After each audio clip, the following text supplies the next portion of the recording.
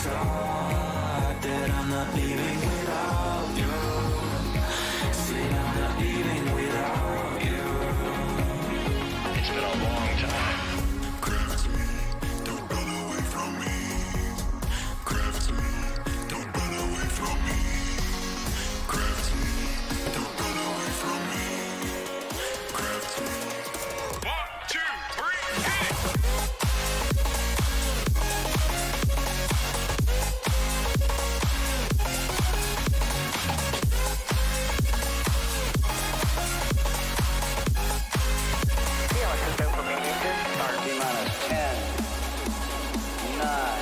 Ignition sequence start.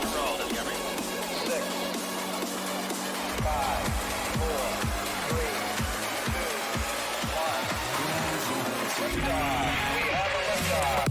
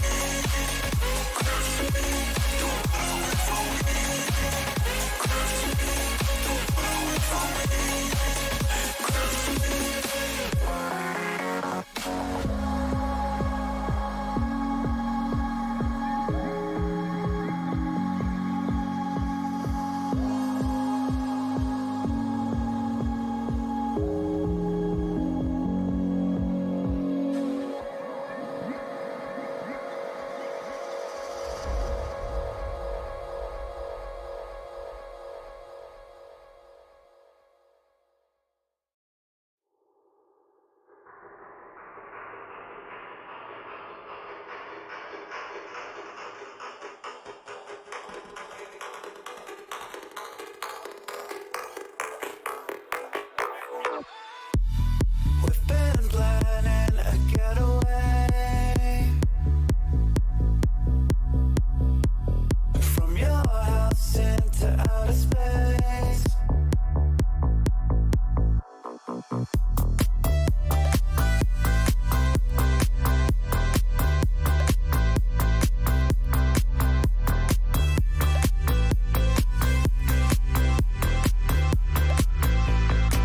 Much farther than you know. Higher up we go.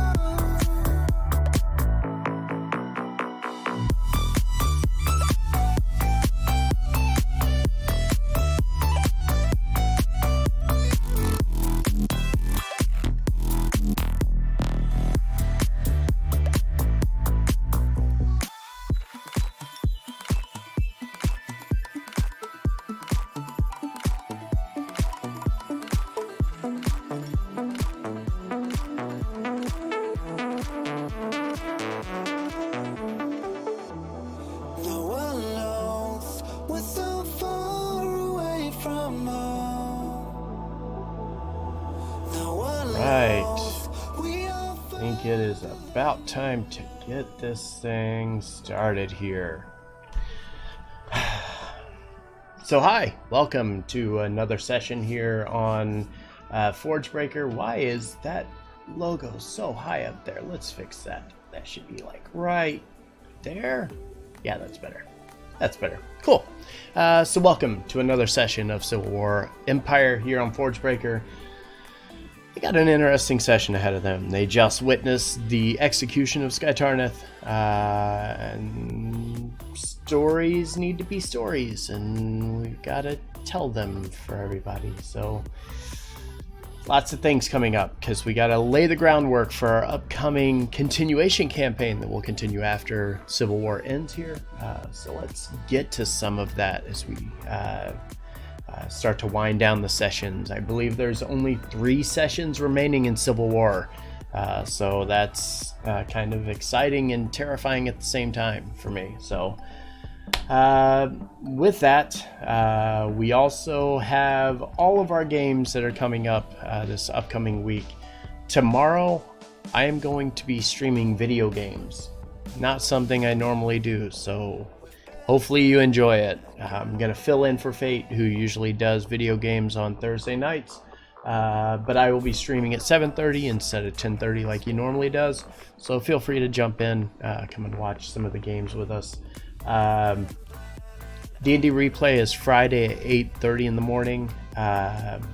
It's going to have Civil War Alliance, Fell Entropy, and this session, unfortunately, we did not get the Tyranny of Dragons game on Monday. Just had too much come up, couldn't actually do it.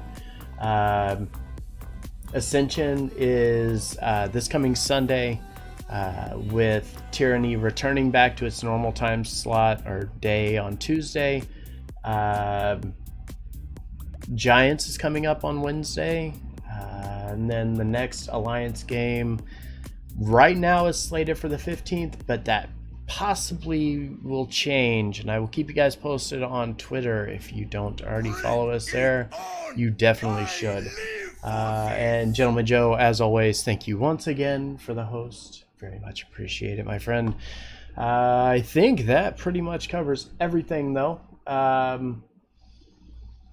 Yeah, let's jump over to the group and see if they're ready here. You guys good over here? Yep. Yep. You hear me all right? All right.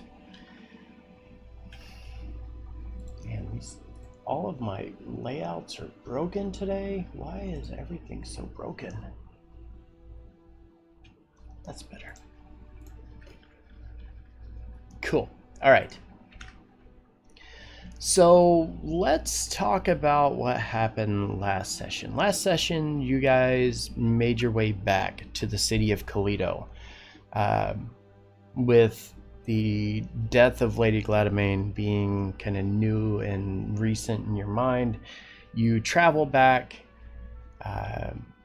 with no trouble making your way back to Toledo, and her body, though prepared by Mariel, was kind of ceremoniously brought through the city to the Temple of Swords, where they laid her body to kind of rest for the better part of that evening.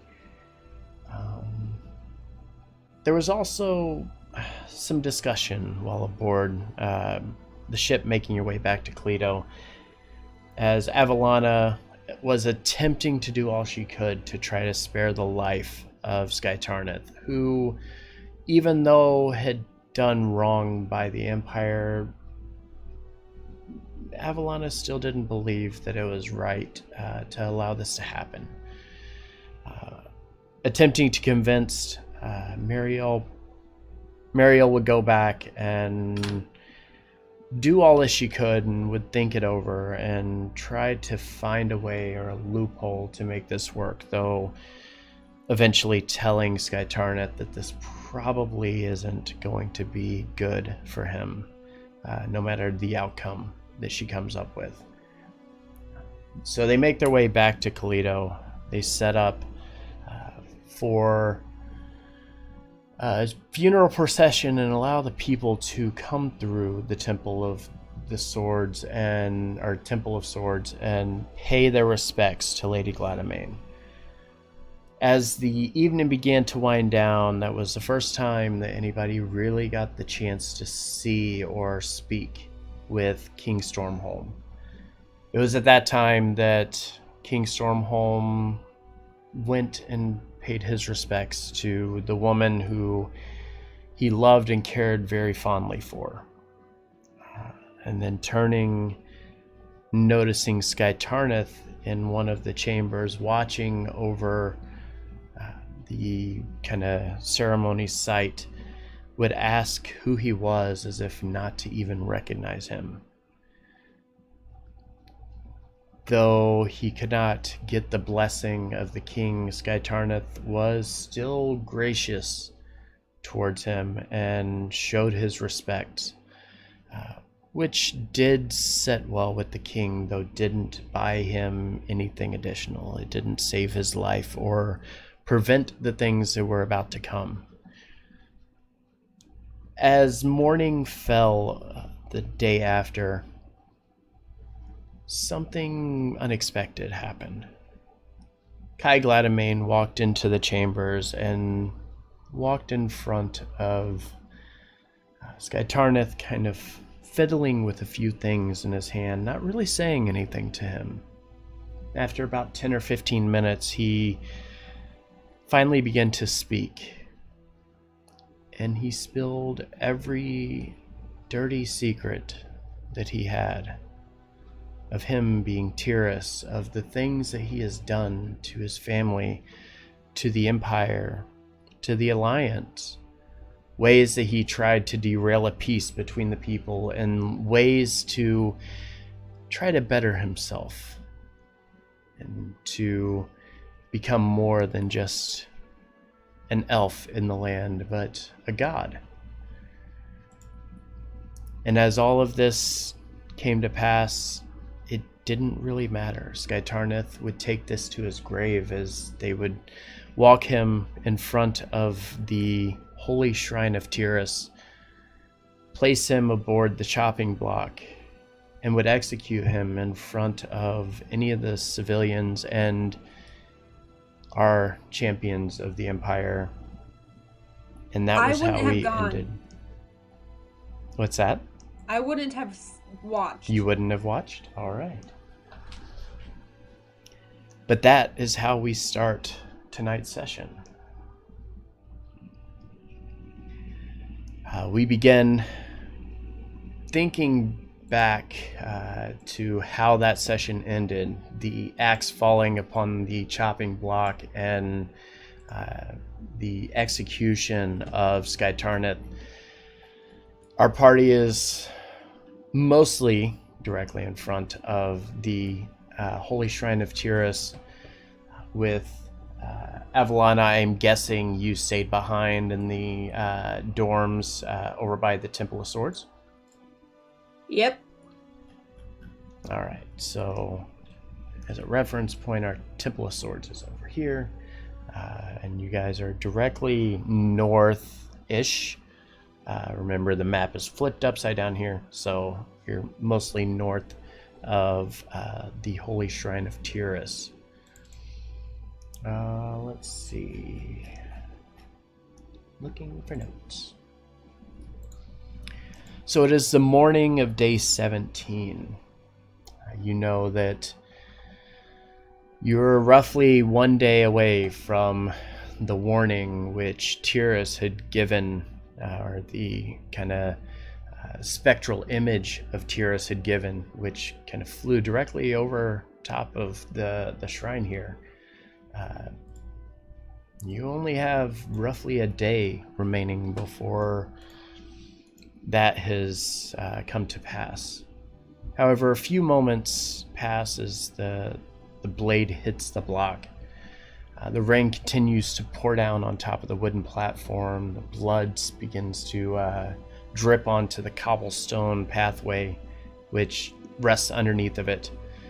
And the downpour kind of washing it away. And you hear Mariel kind of clear her throat for a second and say, "Take the body. Give him a proper burial at sea." The guard kind of looks at him, or looks over at Mariel and says, "And what of his letter? The man wished to have this released to the sea as well." She nods and says, "Honor his wishes. He may have made poor choices in life, but I do not believe him to have ill intent. Find a bottle, cork it, wax seal it with our crest. Contact the ESS, gather all the information you can on this Skytarnith dialect. The notebook shall rest within our halls and our libraries. Someone who may have questions may want to learn more of this individual when they find the letter." After a couple of moments, she kind of stops and everything kind of falls silent, just save for the rain that's kind of falling right now. And you hear the rushing footsteps running from the guard tower to the north here, begins to make their way towards the execution site. You notice this to be Freddy. This is It's your squire, right, Belvedere? Mm-hmm. Yeah. He quickly rushes up, almost out of breath, comes to a stop directly in front of where you're at, and begins to speak, but his words are really broken and it's hard for him to focus on what he's doing. And Mariel kind of walks up and places her hand on his shoulder and says, "No, stop. Catch your breath and tell us what you need to say." So he kind of rests, like places his hand on his knees and stops for a moment. He takes a couple of deep breaths and he says, "The priest, he has spoken with her." Mariel stops and looks at him, almost confused, and says, "Spoken with her? Wait, my mother? Her soul is returned." And she quickly looks back at the rest of the party and kind of shouts and says, "Come, friends, let's away. We got to get to the temple at once." And she begins to quickly rush away, the guards kind of pushing their way to clear a path. And you quickly return, making your way back over towards the Temple of Swords. As you get there, you kind of witness as there are a bunch of individuals gathered around the body of Lady Gladamain. Though one of them is kind of dressed in a variety of adornments, very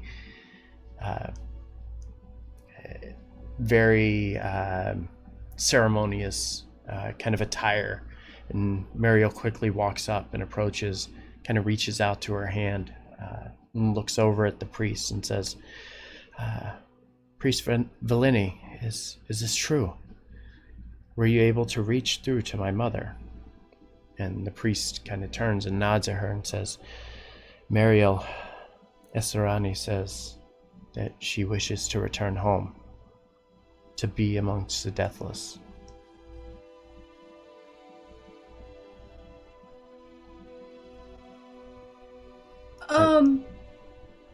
Am I there? Sure, we'll say with all the commotion, you hear all the guards kind of rushing up. You hear the clatter of their armor and their spears and such. You get your attention and you quickly rush and regroup with the others. I can speak to dead. So could I know if he was lying? You absolutely could attempt to speak with her. Oh, that seems like a dick thing to do. Can I insight check the priest first to see if he's, like, lying? Yeah, absolutely. Okay, I'll do that first. I was going to ask about that too. So she claims she was supposed to be one of the lifeless? With that insight check, you look at this guy, you look at Mariel, you see the expression on her face. This is legit. Like, this priest means every single word that he is saying to her. And Belvedere, as you kind of speak up and mention the deathless, Mariel kind of looks up at you and doesn't really say anything, but gives you kind of a knowing nod, like almost to say, like, we'll speak about this in a few minutes.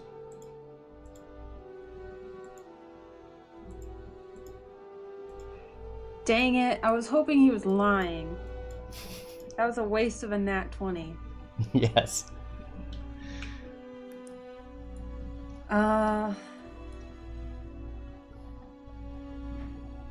want to talk to the priest, but Mariel's right there. You could talk to him. I mean, there's... I don't want to insult Mariel. Because we need her.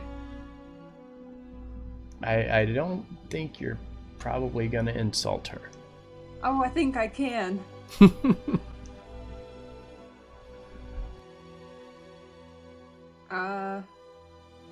I'm just gonna ask the priest if that's all she said.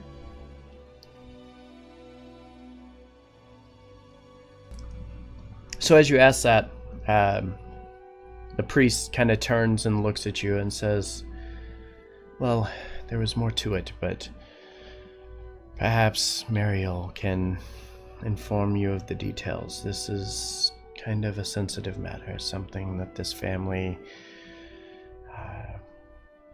has kept to themselves for years, and I would be out of place should I make mention of this to you. Okay. But you did the whole spell and you got the whole questions. It wasn't just the one question. You did the whole shebang. And he kind of nods to you and says, yes, I can assure you I'm very well versed in speaking with the dead. I could have done it too, you know? Just saying, I could have. And I'll step back. Okay. Anyone else want to ask anything? Say anything? Oh, I'm also, as I'm stepping back, I'm going to tell Mariel that we need her for a project, a very important project that has nothing to do with what's happening right now. So if she has some free time today, could she help us? And then I'll step back. Okay. And kind of similar to what she just did with Belvedere, she kind of nods to you, just acknowledging what you had to say before she kind of turns and kind of takes a bit of a deep breath and looks over at the priest and says, very well then, prepare her for transition. I have much to discuss with our friends. She kind of looks at everybody and kind of motions over towards the door, and then looks back over at the priest and says, we'll be waiting over at the shrine. And she kind of turns and looks at everybody, a very kind of serious look on her face. She kind of turns around, places her hand on Evelana's shoulder, and begins walking, kind of guiding you guys along, and says, there's something I should show to you. Something you need to know about. And she begins Us? Yeah. As a group or yes, me as a person? As a group, like the party Okay. itself. And she kind of ushers you forward back outside, and the rain that was kind of falling before is starting to slow down quite a bit. And as you're kind of wandering back through the street, she begins speaking to you and starts to fill you in on some things. She looks to the party, mostly over at Belvedere, who's very kind of inquisitive about the call of Deathless. And she looks at him and says, yeah? Before we left, I wanted to just for shits and giggles use Divine Sense in the temple. Okay. And see if there's anything out of sorts. Okay.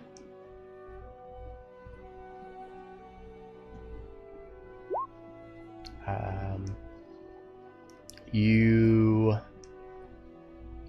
do get a very powerful,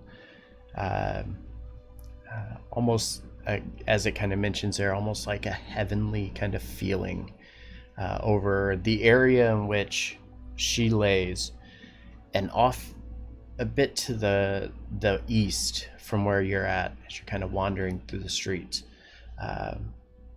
You don't sense anything evil out of this. Like, everything that's going around is a legitimate, like a powerful, good sense that you probably haven't experienced in quite some time.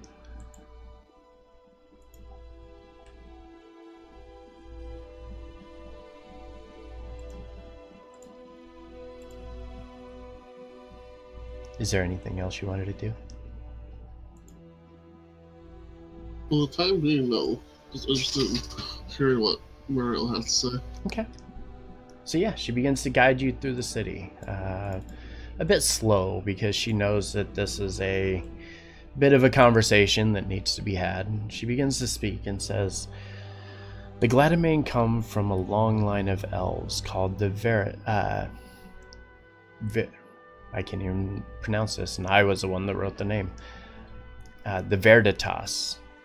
In our culture, we have the knowledge and wisdom of our former leaders kept in the form of the Undying. It's a type of undead, good in nature, which gives guidance to our people in the ways that our life should be led. It's a power given to us from Arion, the plane of eternal day. When our family came to the Living Isles, it wasn't by boat, but through planar travel. This is how our founder, Tyrus Gladamain, was able to reach the Isles over 1,200 years ago, a time long before the Stormhold or the Victus. As you continue walking through the street, she continues kind of walking around, placing her hand on you guys' shoulders and carrying on conversation in a very casual kind of manner. Hey, Plateau, welcome back, bud. She says, the Veritas line is a proud people. Each individual of our society looking for new ways to grow and contribute. Some of our line were adventurers, crafters. Many went on to become priests of transition, one of the most noble of all professions amongst the Arenai, or the Areni, I'm sorry. However, it was through magic where the Gladamain house found its calling, and the knowledge of young Tyrus Gladamain, which opened a portal that would connect to here on Toril from our home on Eberron.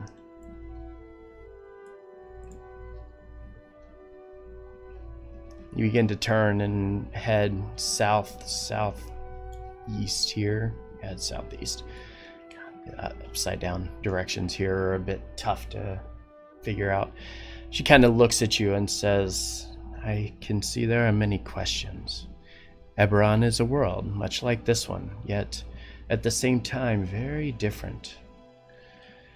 We have traversed this planar gate from our lands to here in the Living Isles, back to Arenel many times over the years. The connection to the eternal day grows strongest here, within the shrine, as you guys continue making your way north, heading towards the Shrine of Tyrus. She kind of looks at you. As you know, we have dedicated this to the Father of our people. When we seek guidance, when we know not the paths which we should follow, we speak with the Undying Court, and more importantly, Tyrus Gladamain. Both of you stop short right there. And she kind of looks at you and kind of turns back, like almost giving you that, is there something wrong kind of look. The same Tyrus that was been playing us and giving us a doomsday countdown. She turns and looks at you and says, I have no reason to believe that they are one and the same. Whoever this is, it's no possible way that the counselor of the Undying Court would do this to his own people.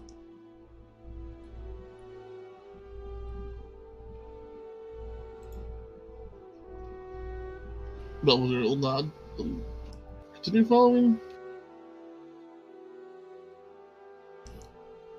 She kind of clears her throat and says, however, now that my mother has passed, it is time that she too returns to our home so that they can perform the rite of transition.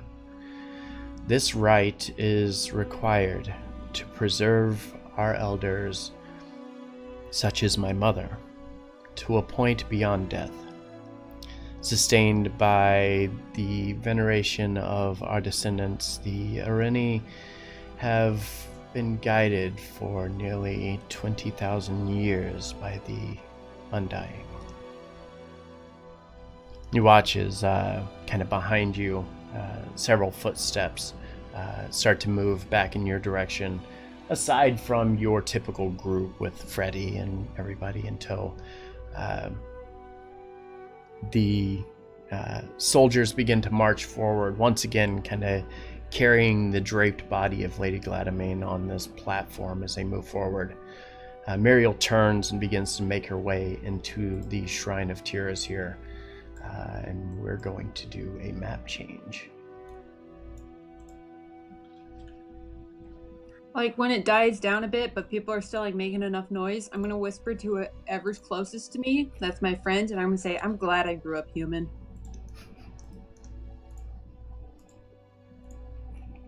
Glad I grew up human. Puny humans.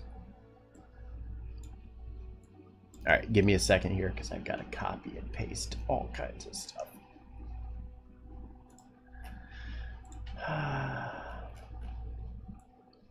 Guess I'll start dropping you guys in here. Would be a good thing to do.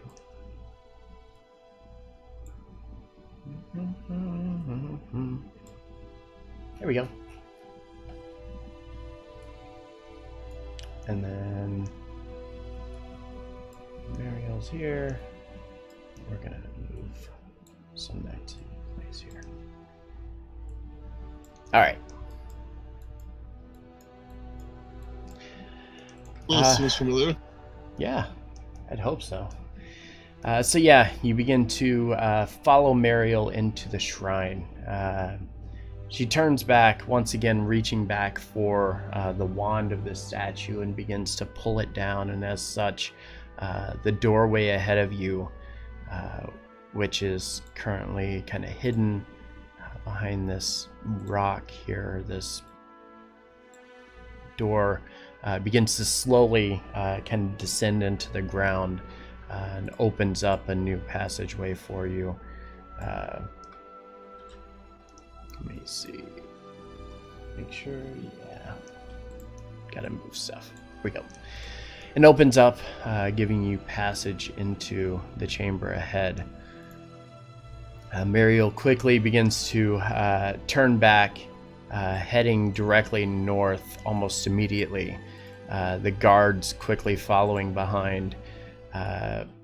You notice not too much has changed around you since you were last here, save for the undead bodies that were within this chamber, and the kind of mess, like if you were to kind of peer around the corner up ahead, you would notice that even like the floors have kind of been cleaned up, despite the fact that all of the floors are still cracked and damaged.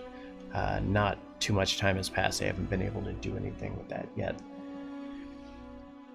As you continue moving forward, Mariel enters into this chamber and kind of ushers you guys ahead. And as you start to get closer, you look back over, and Mariel stares over at this kind of the bas-relief sculpture that lines the wall here. And as you give it a look, you have a better understanding of the realm now, and things start to make a little more sense. It's obvious that this individual that is portrayed in the center of this mural is Tiras Gladamain, his head kind of hanging down, his hands resting on the hilt of his great sword. Surrounding him are the water elementals, one on each side, and in a bit smaller form, but directly behind him, the 7 guardians, which you guys remember from directly outside, whenever are on the backside of this temple, the 7 giant guardian pillars that line that back row back there. And directly below it is the passage of the mural, which reads, Revered Tiras, let our hearts be kind and our swords strong. Pass judgment upon us so that we may walk within the light you shine from the eternal day. Do I remember correctly that this is the mural that Slavomir found and he read? Vormash found it, yes, you're right. Slavomir read it, and then Vormash took the tunnel to the west. Okay, so I've seen this before. Yes, you absolutely have. However, as you kind of look over this time, you remember last time as you looked on it, the words "past judgment" were glowing where now as you look over it, those words don't glow any longer.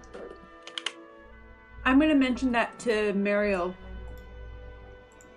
Okay. And as you do, Mariel kind of looks back at you, kind of unsure, like this doesn't make much sense to her. And she looks back over and says, well, this may be part of something greater. The text is just text dedicated to Tyrus himself. She's like, I don't understand why it would be glowing, though. And she stops and thinks and says, perhaps it was a spell that was blocking it. Perhaps whoever this fake Tyrus individual is, perhaps they are responsible, and when they came here, they placed this upon the door.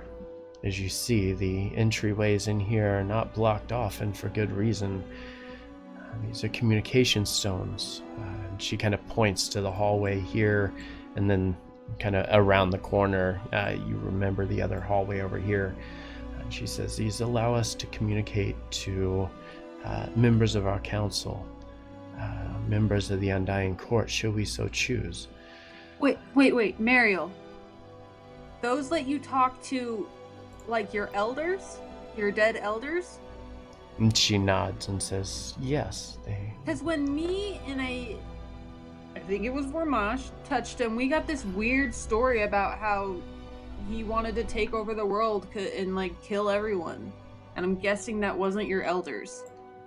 She kind of looks at you and says, to put this into perspective, to become part of our elders, you have to have been within the Undying for 1,000 years. Not only this, but you had to have lived a great and fulfilled life. You had to be a noble and honored amongst your people. If this was really Tyrus, he wouldn't have said these things. This is not the type of individual that he is. But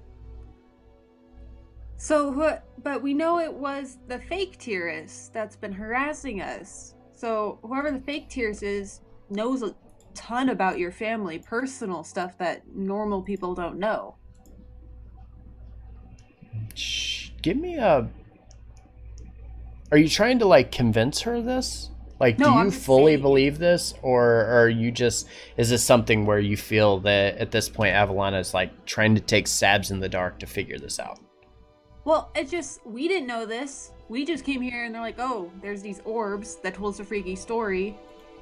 And the priest told us that there's stuff about the family that no one knows about. And then she's just telling us this stuff that we didn't know about. So I'm thinking, oh, people don't know this stuff. So if the fake Tyrus was here, he must know this stuff, and that's stuff nobody knows about. So I'm just putting stuff together. I might be totally wrong, is what Avalana's thinking. Okay. You could have her. We could roll like an intelligence check, and she might think she's dumb. No, we'll go ahead and roll with it because this is fair. You're slowly starting to unravel the puzzles that are in front of you. Like, none of this is starting to make sense. Like, these people revere him. Like, he is literally one of the nobles of their family, one of the people that they consider to be one of the greatest individuals of their kind, and yet somebody is running around claiming to be him and has been doing despicable things to the people in the realm. Avalana, I'm gonna start ruffling through my bags. Okay. And I'm just gonna stop talking to everybody. And I'm gonna try to find a piece of paper, and I'm gonna start just trying to write something. Okay. I'm gonna just start writing things down. All right. So as she continues to rummage through her bag, you watch as Mariel kind of steps forward over here, walks over to this mural, and as she does, she doesn't say anything to you guys, but she begins to interact with it. She kind of reaches her right hand out, and as she does, she reaches to touch the center guardian of the 7 guardians here with her ring finger and her little finger. And as she does, you notice the markings on her face begin to glow kind of brightly. And then she kind of moves her hand slightly, moving it over directly to the left of it, and using her pointer finger and touching it gently. And again, the markings begin to glow even more.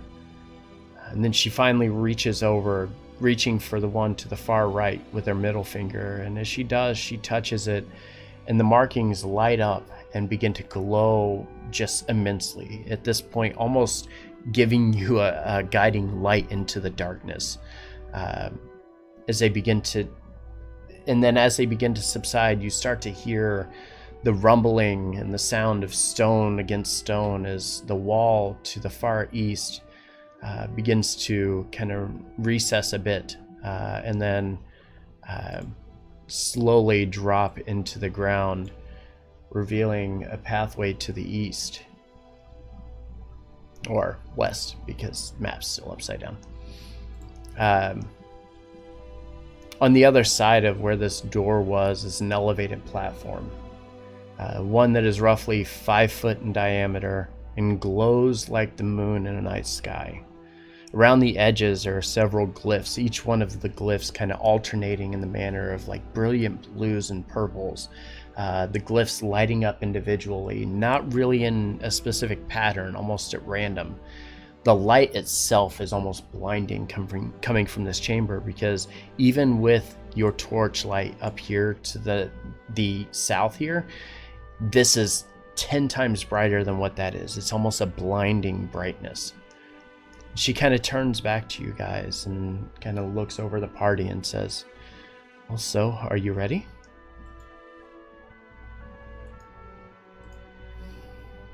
I'm like writing stuff down, but I just put a thumbs up.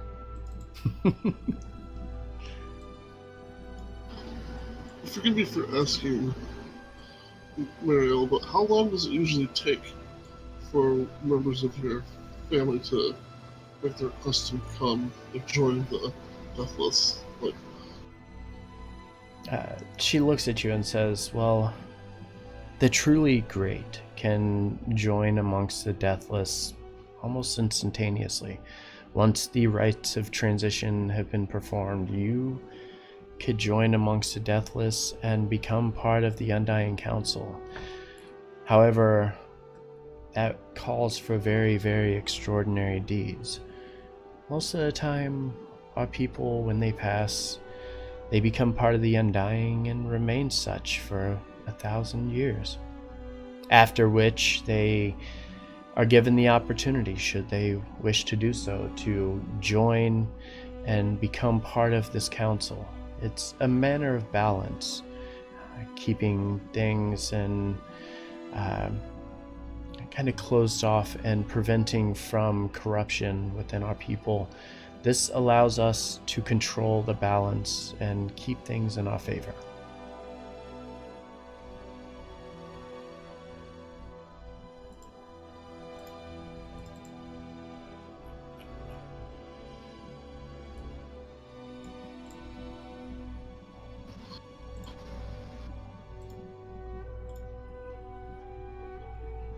So she kind of looks back over the party and again kind of giving you this look, just making sure everybody is prepared.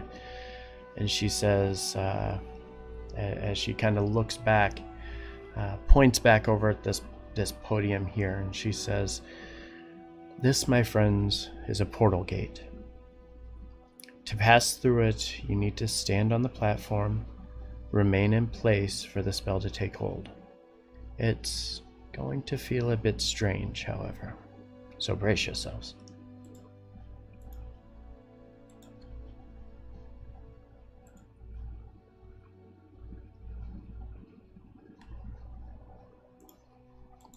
Do you have any other questions for her before moving forward?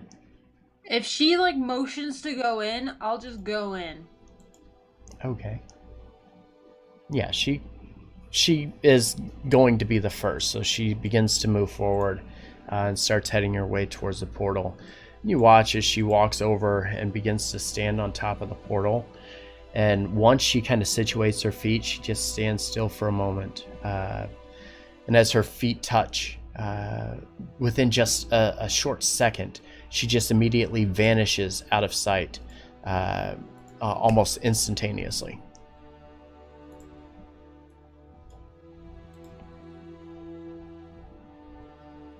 I'll be second, so I'll do the same thing she did. Okay. And just to kind of expedite this a little bit, you each begin to slowly walk through, or at least Evelina begins to slowly walk forward. Are the rest of you going to join her? Yes.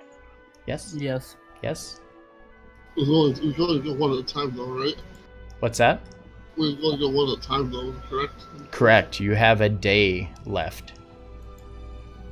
And we can only go one at a time through the portal? Oh yeah, well, you can go more than one at a time, but you basically have to position yourselves so like you're kind of like almost standing on top of each other to be able to fit on top of this. This is a somewhat small portal here. Shoulder stand time. Mm-hmm.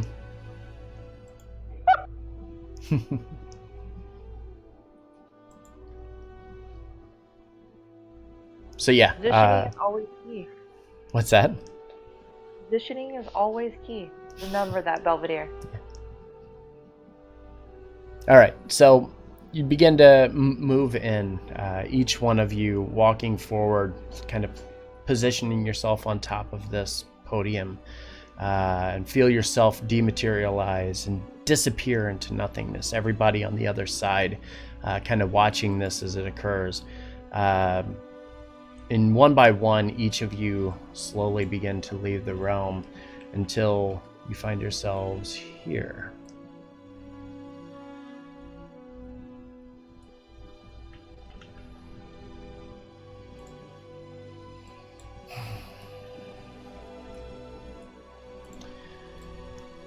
As your eyes begin to adjust, Avalana, Belvedere, and Cedric, all three of you, it takes you a little while, but for the first time since you have placed your hands upon Ezator's shards of twilight, your vision now seems normal.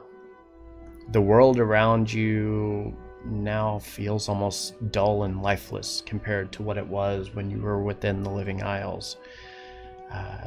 Mariel turns back to you and begins to speak in a very soft, almost hushed tone, and says, "Welcome to Shea Mordai, the city of the dead." As your vision starts to come back around, you find yourself standing within a very kind of circular chamber with three other portal-like surfaces within the chamber itself. You find two elven individuals standing within the chamber having a conversation, but it is far quieter than you have ever experienced. In fact, you've noticed that every very soft tone and kind of hushed voice that you hear within here almost kind of reverberates. It is so silent within here. It's unlike anything you have ever experienced in your life. As you begin to kind of wander forward, Mariel doesn't seem too taken back by this. It's almost like she's kind of experienced this for a while now. As you begin to slowly make your way up the hall, heading towards what appears to be the end of a long kind of bending hallway.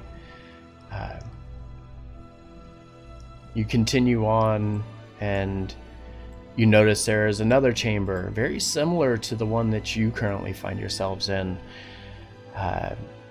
with an additional three portals or gateways that also lead to additional places, though you're really not sure where they might go. Mariel starts to walk forward a bit, reaching out and kind of grabbing onto a lever that's attached to the side of the wall here. And as she does, this doorway directly in front of you begins to recess a bit into the ground, revealing another pathway into a chamber ahead. The bookshelf directly in front of you begins to kind of slide up, kind of sliding up the top of this almost 20-foot tall ceiling in this chamber, as the other members of the guard begin to walk in here. As you begin to wander a bit deeper into the halls here, or the Hall of the Dead, as it's referred to, you notice something very unsettling. What appears to be undead beings mingle within the living here. In some of the far-off portions of the chambers, like beyond the doors that you can see in here, you begin to hear the chanting of individuals as almost like hymns and things are being sung throughout the chambers here. And that's really the only sound. You don't hear much conversation in here. Everything echoes. It's a very cold and kind of dark place. There's no light in here. Everything is natural. Like there are no flames. There's none of that. It's just because it's an elven environment, they don't require a light. And as you look, you also take notice of the individuals in this chamber. Let's see.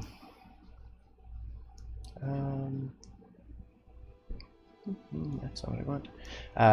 As you start to look around and you look around the edges of the chamber itself, you also notice something else that stands out to you.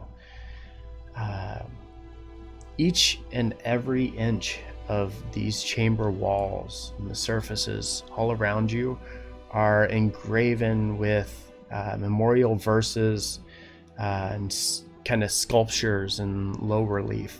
Some of the passages that cover the entire height of a wall, and some going almost as wide as the entire wall itself. As you kind of look a little closer, those of you who speak in Elvish, you can read all of this text, all of it in just a very kind of standard Elvish. But the names stand out. As you start to read through, you start to notice these aren't just names, but memorials to people. The people that are no longer with the elves that were from this area. As Mariel leads you into this chamber, and the guards continue to carry the body of Lady Gladamain, you pass into this kind of rectangular room, and you get your first real glimpse of what they call the Undying. As you see two elves draped in finery and jewels, wearing very elaborate headdresses with a skull motif on them. Their skin is very leathery and kind of stretched out, so tight, in fact, that it makes it appear that like their eyes are wide open and almost bulging out. They're covered from head to toe, though leaving their face mostly exposed in a bandage of sorts, kind of keeping their body wrapped together. And then in the back corner, you see an individual that's geared for war. He wears a very fine, almost ceremonious kind of breastplate and helmet, carries a spear and a heavy shield. While both of these type of beings are not too dissimilar from the undead, they definitely carry some semblance of intelligence within them. The one here to the northwest, kind of flipping through a book, almost as if he's attempting to read whatever's on the pages. The soldier down here to the southwest, scanning the area, watching very closely everything that is taking place.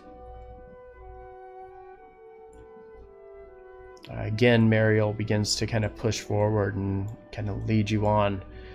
leads you again through these chambers as make your way towards the west here. She turns, looks to the south, and begins making her way around. You hear the sound of very large doors kind of opening up and swinging back in her direction. And as they do, you look down this hall and you see tons and tons of statues that line all of the walls. And as you look up, Cedric, from where you're standing, you kind of peer through the entryway. And as you look up, the ceiling reaches almost 200 feet into the air. And every 20 feet is another platform made out of stone built into the wall with another set of statues that line the entire walls all the way around the chamber. And it reaches all the way to the ceiling like this. As you guys continue making your way in here, you start to notice there are more and more soldiers and more of these undead individuals that begin to line the halls here.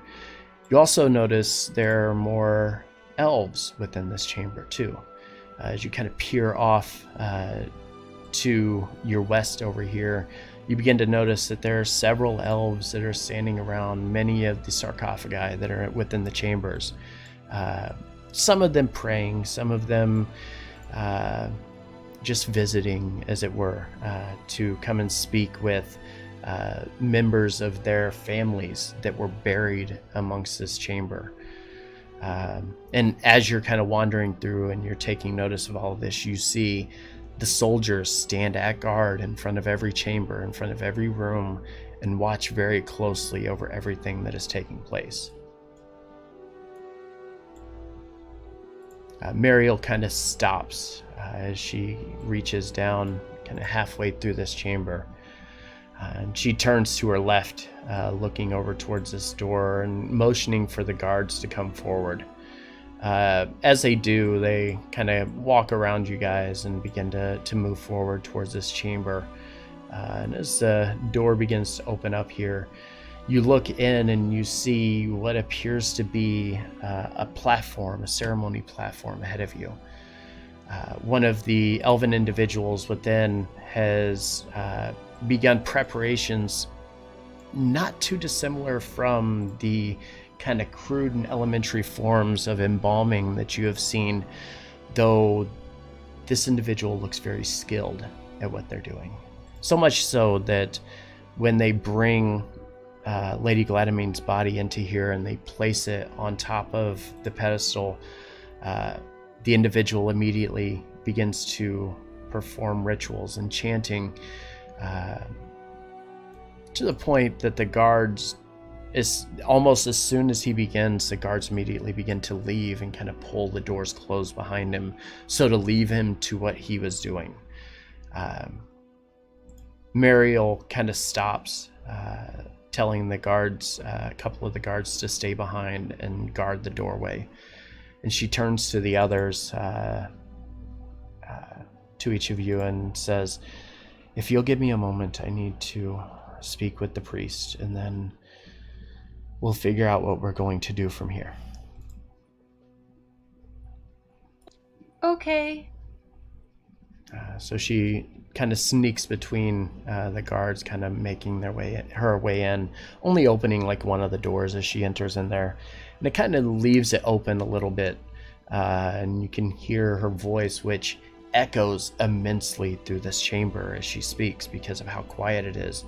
You can hear her say, "Priest, my mother wishes to rest now. Here are her documents." And you watch as she kind of reaches back through a pouch that she has on her side and pulls out the 2 of the 3 books that you saw she was writing in when you were on the ship. And she kind of hands them forward to this individual and says, "We hope that the Undying Court will one day accept her into their ranks. But until then, it is her wish to remain here and aid those within the realm." The priest kind of nods and quickly makes his way over, taking these documents from her and kind of looks them over. And as he does, he gets towards the end, and as he's kind of just flipping through, he says, She's She's performed fantastic things. Why was she killed? And you can kind of hear like a tremble in Mariel's voice, and she's like, I don't know. Perhaps we'll never know. And the priest kind of nods at her and begins to turn around, and again returns to the chants and the songs in which he was singing. And Mariel quickly finds her way out, closing the door behind her, and walks over to you, and again, a very, very hushed tone says, follow me. We'll find a place where we can sit down for a moment and try to sort this out. So she quickly leads you out, making your way back up north. Two of the guards remaining behind, but the other two quickly following behind her. As you make your way through, you notice again, this is a very kind of serious and almost a religious experience. Even those of you who have no belief in religion whatsoever, you feel this very kind of divine sense over you as you're standing here. As you begin to walk forward, the soldiers at the end of the hallway begin to open the doors as you pass through, kind of one by one opening the pathways ahead, giving you passage into your own chamber as Mariel and the guards continue on, eventually making their way inside down here at the far west.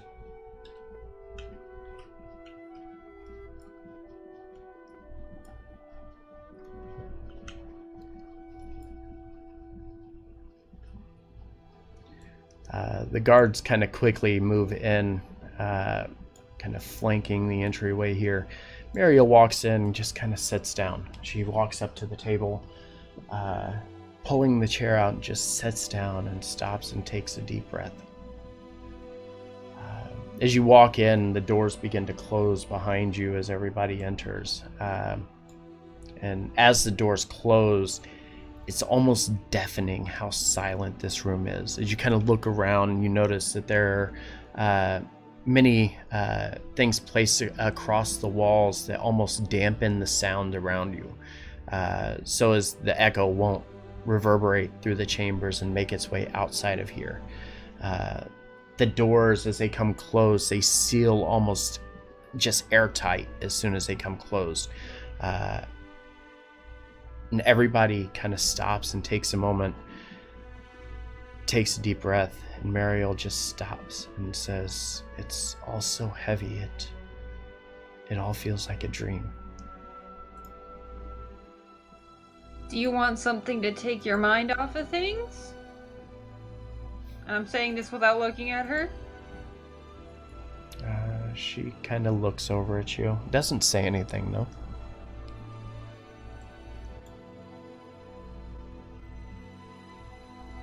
I'm waiting for an answer. She just kind of gives you a nod. Doesn't really... Then I look at Dorn. Dorn, now's your chance.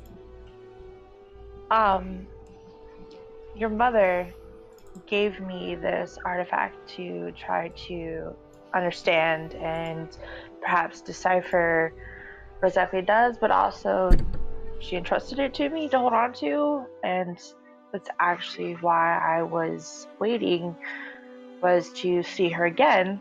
But I've only been able to unlock this one thing, and I'm afraid I don't understand what it means, what the language says. Perhaps we're hoping that you could at least shed some sort of light on it. And as she says this, she pulls out the artifact and maneuvers it with the buttons and pops up the language. Kind of holographic text as you kind of reach up and press the buttons. Let's see if I can show that to everybody here again. For those playing at home and those not playing at home, and right here, where is it? up here. I have so many notes everywhere. Come on. That's... And there were Shapes. pages written in that language in my book, right? Yes, there were. I'll pull out the book and flip to those pages. Two. Okay. Dorn, as you press this, and to kind of describe it, on the bottom sides of each one of these, the kind of odd-shaped, almost like a strangely shaped baseball diamond button that's on each side of these, as she presses her thumb against it, these holographic projections kind of filter through and begin to illuminate in the form of a triangle. And within them is a language that nobody, save for Mariel, at this table knows. And as Dorn kind of presses it and it begins to illuminate, she stops and her head kind of tilts. And she kind of motions for Dorn to bring the artifact over to her. Okay, and she does so. Okay. And as she kind of picks it up and she looks at it, she begins to press the buttons. And you watch as she's almost in like a trance as she's reading this. She's looking it over, and one by one, she's pressing the sides of it. Each one of them, the glyph's a bit different. And then she starts to read kind of out loud what some of these are saying. And she says, "In his likeness here, pointing to the dead, the altar is close." She rotates it and presses one of the others and says, "To a land no one knows, reach the surface, search the woods ahead." She rotates it again and says, "Prepare the eldritch power, unlock the portal at the moondark hour." And then one more time she rotates it and says, "South of the plains, ignore the water crows, slip through the tunnel." She kind of thinks and looks at it and continues pressing these buttons, trying to make sense of it. And she says, It all seems like gibberish."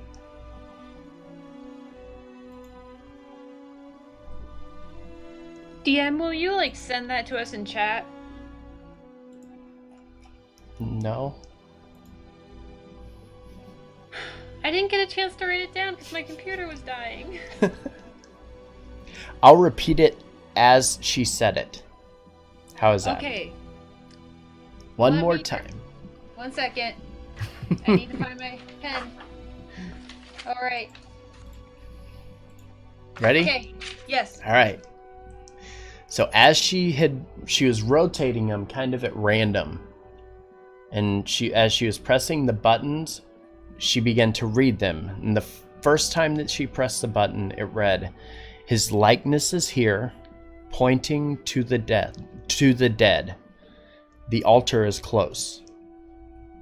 Lightness or likeness? Likeness. And the next time that she kind of rotated it, she rotated it just a little bit and pressed the button, and it says, "To a land no one knows, reach the surface, search the woods ahead."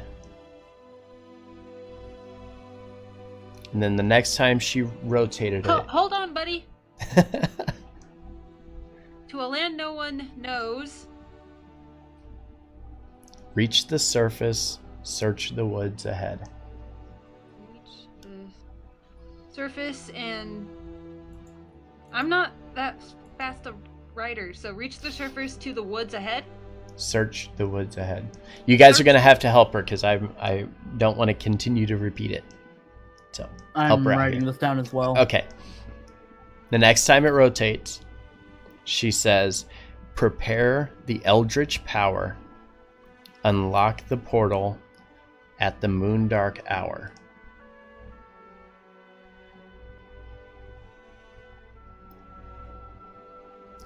And then the last time that she rotates it,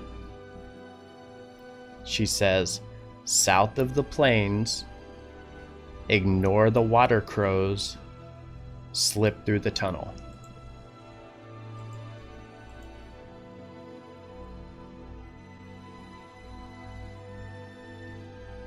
What was that last part? Slip through the tunnel? Yep.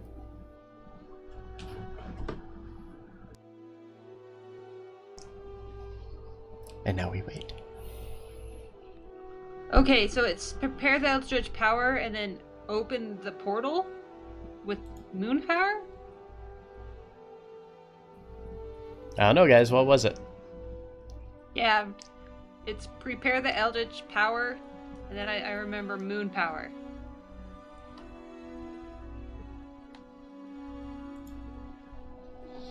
Do I be kind to them, chat, and copy and paste all of this for them? I'm gonna let fate decide, or I'm gonna let chat decide your fate here. So we'll see what they All right, say. thank you.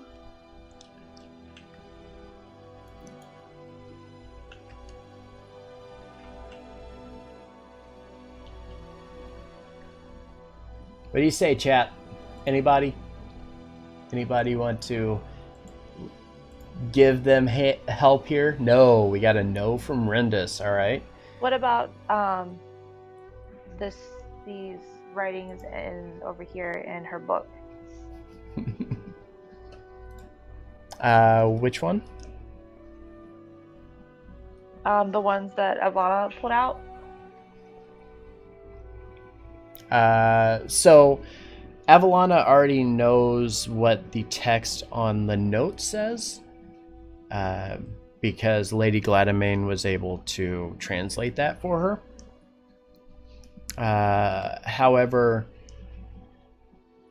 as you hand her the book, which was Eleonora's book, she kind of looks it over and notices the same thing that Avalana did, that the text within this matches perfectly with the same text that you see on these glyphs on this artifact and the same text that was on that letter.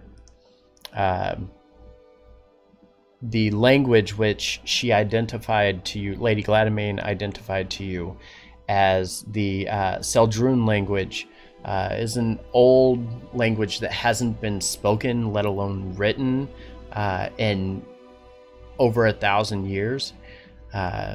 It's something that the people here within the Forgotten Realms aren't accustomed to seeing anymore. That's why it's hard for them to read it. However, because as it was kind of revealed by Mariel, they've been around here for a very long time, so that's not a language that their people have forgotten.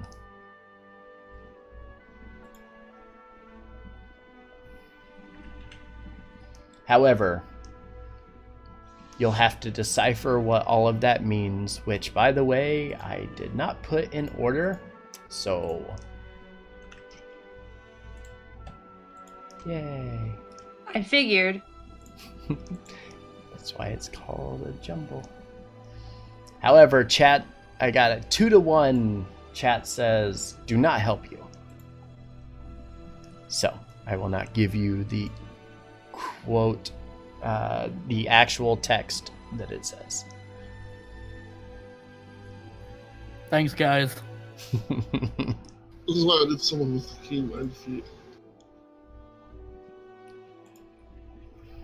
Why don't you pick it up? I'm pretty sure that some of the other team is watching, just to say. They are. Yeah, of course they are.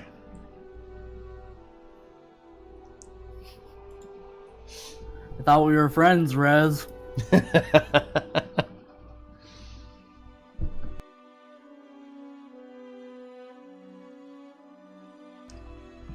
All right. So this is either a riddle or a poem or something, and it kind of rhymes, so maybe it goes in a rhyming pattern. I have no idea. Dorn, give me a perception check. All right. Sounds almost like directions to me.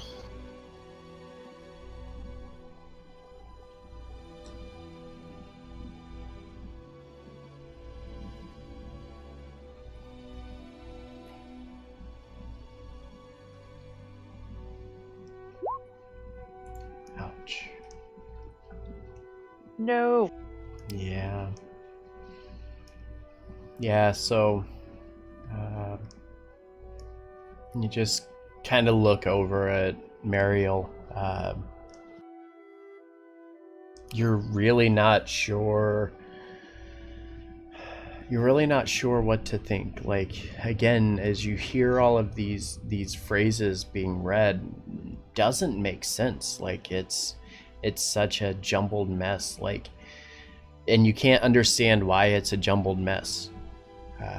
But after she rotates and touches each one of the buttons and reads the text, and she places the artifact down, she no longer looks at the artifact. Like, it's like in the back of her mind at that point.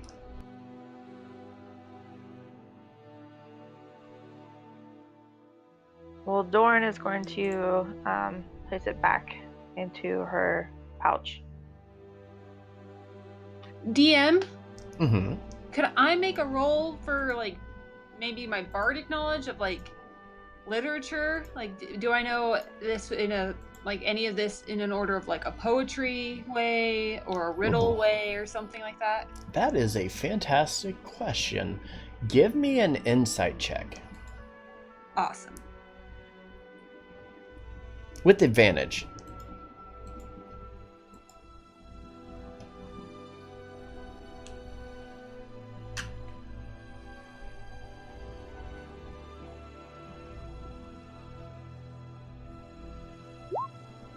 Okay.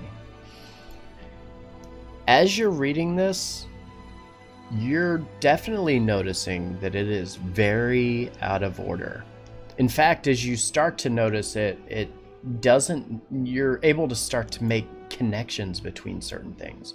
So as you're kind of reading over this, the text that you've kind of scrawled down, you kind of look to it and you start to place where you think some of the words would go to. And you look and you're like, slip through the tunnel, and you're starting to match it up and you're like, wait, what about to a land no one knows? And then you continue looking and you're like, the altar is close. Wait, what about prepare the eldritch power? You start to connect them and you're starting to make sense of it as you're kind of looking it over. And each one of them, as you're connecting the dots, you start to notice that it forms not really a song or a rhyme, but almost as if it's just... Well, no, that's wrong. It does rhyme. It absolutely rhymes. You start to notice the patterns in the rhyming. The word crows rhymes with the word nose. The word ahead rhymes with the word dead. The word power rhymes with hour. You notice these things and you're able to quickly decipher that this is, yes, absolutely a riddle. Do I know the order? You would know the order.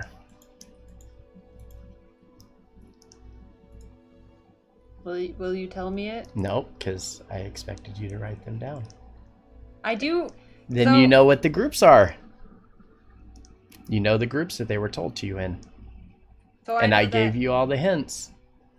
So I know that the ends rhyme with each other. Certain lines rhyme with other lines. Yes.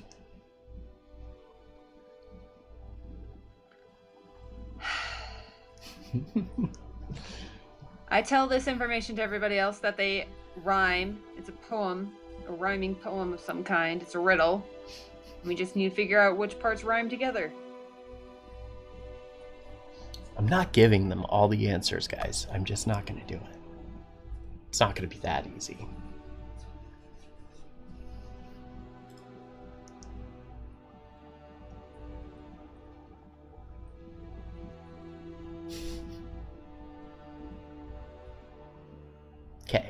So are you guys going to work on that for a couple minutes?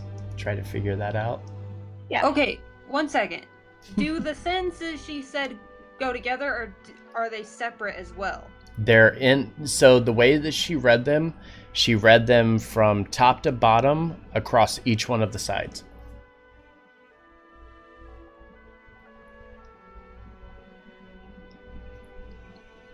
So the sentences in the groups and the 3 sentence groups that she was giving them to you were all in one group together on one side.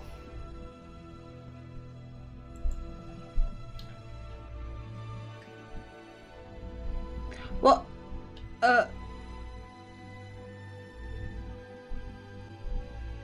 I mean, so what I was asking, do the groups she gave us split more, or are they just?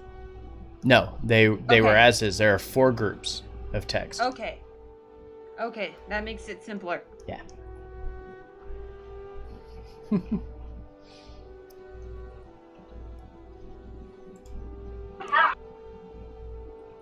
Was that an aha?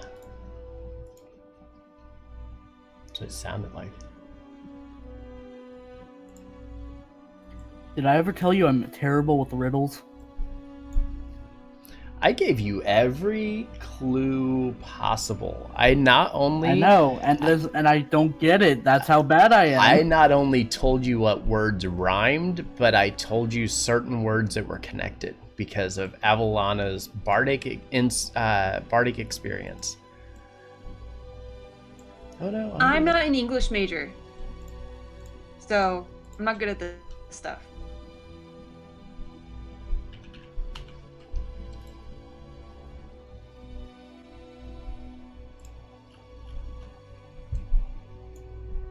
Come on, guys, you can do this.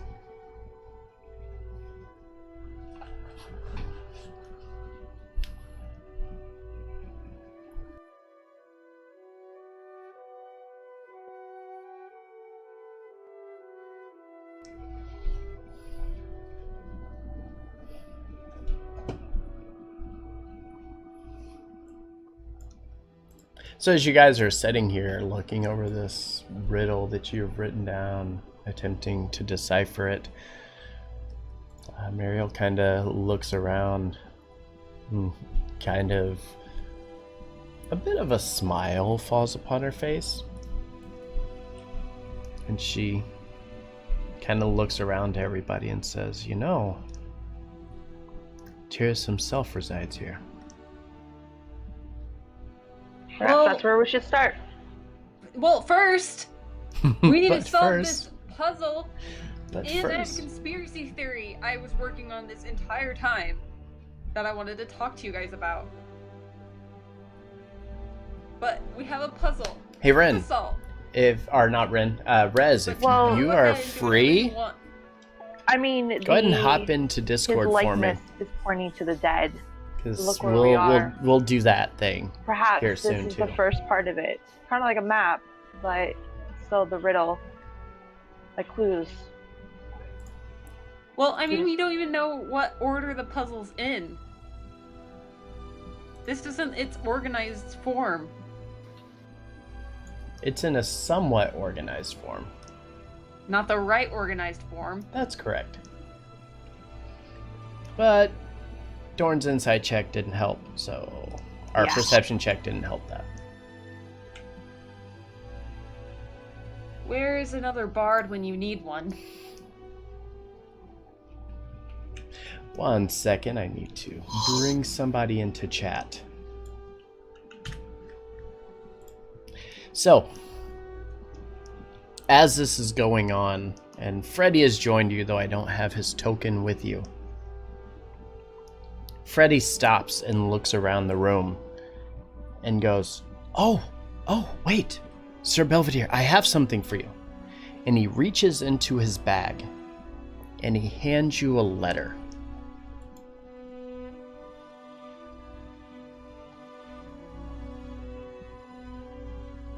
Are you Oh. gonna grab it? I'll accept it from him.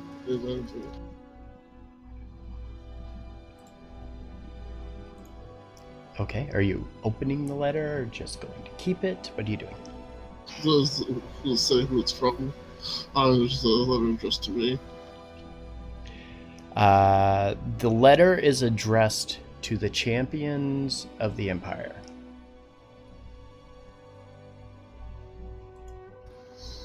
Alright, I'll open it then. We'll look at the letter and read it. All right. So you open the letter, and I am going to let Rez take over as the letter is from Rylan. Hi, guys. The letter reads as follows.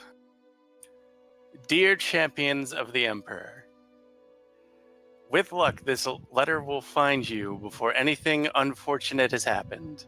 I want to start by saying that despite the events that took place at the treaty signing, I am still hopeful that we can work together in the future. That said, I will attempt to be brief. What I'm about to tell you may seem unbelievable. At the treaty signing in Obeeks K, I witnessed the use of magic at the time of Lady Gladamane's assassination. The caster was none other than her son Kai. Whether this was bewitching of the assassin, causing her to perform these heinous acts to keep the two sides at odds in spite of her efforts, or simply preventing Lady Gladamane's soul from returning to her body when her daughter Muriel attempted to resurrect her, I cannot say for certain. I'm convinced he is responsible. But the true moment of shock came when just before he left with teleportation magic, an injury on his hand became apparent to me. The same injury that I witnessed Tyrus himself become afflicted with when he attempted to steal a shard of twilight from our party. What this means, I can only guess. But I am completely certain, with confidence, that Kai Gladamane and Tyrus are one and the same. You may wonder why I don't send this letter to the king or have Bo Victus send word in my place, but there is good reason for that. What I am about to tell you, I say in hopes that you will believe my words by sharing my secret with you. I am not a simple exiled knight of the Alliance recalled to service out of necessity. I am a member of the Peridris house. My father was Baron Peridris, and my brother is his youngest son, Saren. There are many things that I am not proud of having done when I led the militia to war. I wish I could say all I did was because I was ordered to by my father, and I played the role of an obedient son just wishing to please them. However, I knew the ramifications of what I was doing, and did what I believed to be right in order to save the people of Rainhaven. Despite what people say, claiming I led my forces to attack Stormhold Castle to distract them for the assassination of Queen Anada, it is widely agreed among the militia that we would capture the castle and allow the queen to return safely to the king. At least that was our plan. I never anticipated what came to be because of my actions, and I will never forgive myself for what I allowed to happen and all the misery and death that followed. Had I been more capable, I could have saved her. I bring this up hoping that you will be more accepting of all that I say in telling you this secret. However, I do not find this all as pure coincidence. This is now the second time in which the woman which the king loves has been killed, both times in which have escalated the already heightened tensions between the Empire and the Alliance. Forgive the conspiracy theorying, but Queen Anada's death allowed Gladamane to rise up to the king's side, which has put Kai into a better position in the kingdom, despite the elder sons of the king and queen. With Lady Gladamane's death, one could reason it may elevate him further. I fear for Muriel Gladamane's safety around her brother, as she seems to be just another obstacle in his way in the end. Take my words however you wish. Speak them to the king. Look into them yourself to discover the truth at the end of this road. Perhaps I am wrong in the end, but I cannot in good conscience just say nothing to you.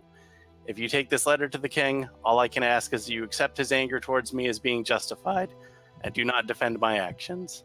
There's very little that will fix the strain between myself, the king, and Bo for all we've done to one another. But even without my title, I swore an oath to defend the people of the islands, the lords of the Alliance, and the Storm King. I will not cast aside that oath in this time of need. Ryan Peridris. P.S. Do not lose my bracers.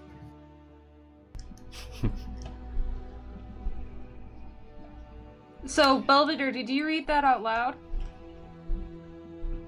I sure hope so. Yes. I'm gonna slap the table and say it fits with my theory.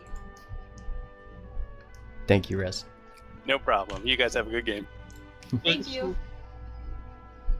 And I'm gonna start pulling pieces of paper out, and I'm gonna set them all over the table. And I just have pieces of paper that are scribbled. And a lot, there's just like, I have a part that says R Tiris is awesome, F Tiris sucks, and then like Tiris Temple, and just lots of weird notes on it. And I'm like, on these papers is a conspiracy theory that theorizes that someone close to the Gladamanes has to be our fake Tiris. You know that I didn't think it was Kai, but I thought it was probably someone who knew the Gladamanes. you know that scene in It's Always Sunny where Charlie's like lost his mind doing the conspiracy theory thing. This is what I envision the inside of Avalana's pack to be like right now. Like just papers everywhere, red string connected to everything. Like she's trying to sort all of this out in her head.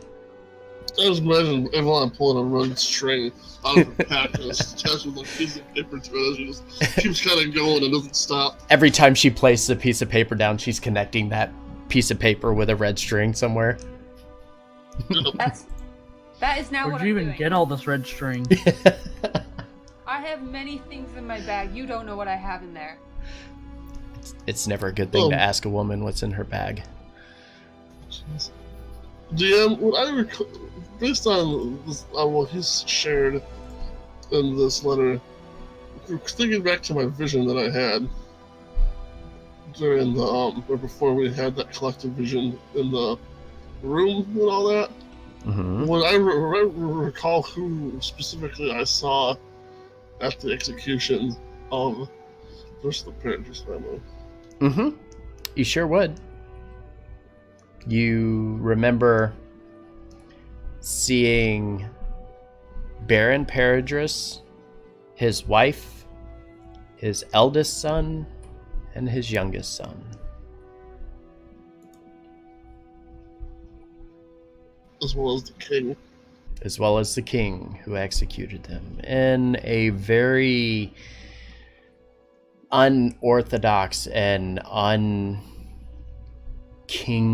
kind of manner. Like this was not who he is, and nor is it the kind of person that he would ever be in any situation.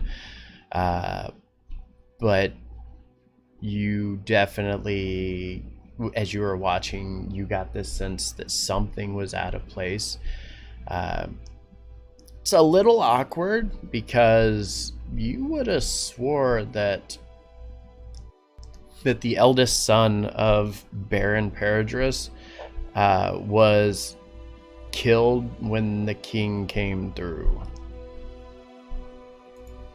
At least that's what your vision told you.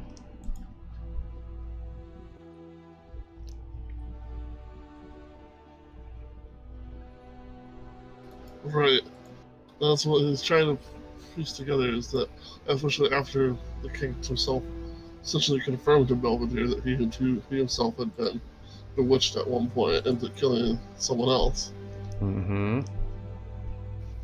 Because you remember in your vision, you watched as he chopped down the eldest son with the great sword that he could barely lift above his head, and then grabbed the wife of Baron Paradris, one of the guards grabbed the wife of Baron Paradris and threw her to the side, in which it cracked and busted her head open on one of the rocks on the ground there, and ended up actually causing enough blunt force trauma to kill her, and then watched as the king literally executed Baron Paradris in front of his youngest son before he came to and did not kill Saren.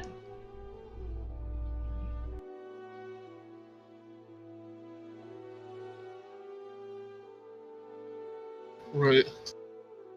I was trying to think back to is the like what else you kind of recall seeing? Like, what else can nobody recall about that vision? That's roughly all you recall from that vision. The others had their own visions and saw certain things. And you're pretty certain that from what you've heard, it didn't cover anything about the Gladamane coming to the rescue of the king and bringing him back. However, let me see something.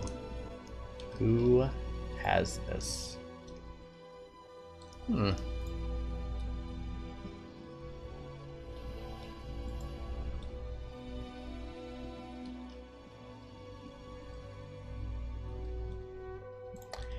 Yeah. Somebody has a book that they haven't even touched.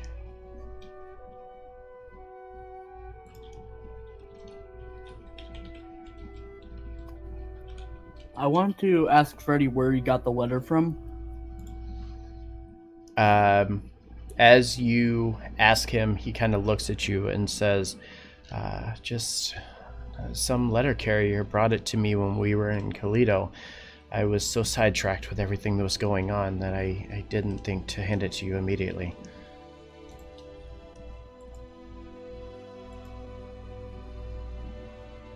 I don't think it's a book I have, or is it? Somebody picked up a ledger from the king early, like one of the very first things that you guys got. Definitely not me. Yeah. Only two people here that would have Only it. two. Avalana. I Well, never got any books. Belvedere let me read one of his books because I kept complaining about never having a book. I think Belvedere has it. So I will go ahead and show you. Okay, give me just a minute. I'm going to write in everything here that needs to be done. Actually, before I do that, we'll take a 5-minute break, and then that way when I come back, I can reveal it to you, and then you guys can give me what you want to read here. So, yeah, we'll take 5 minutes, and then when we come back, we'll continue with that.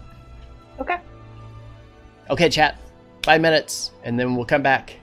Don't go anywhere. Not allowed to go anywhere. All right?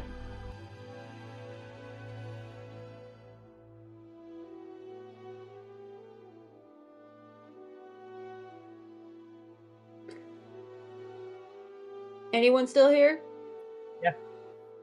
So, do you have any idea how the poem works?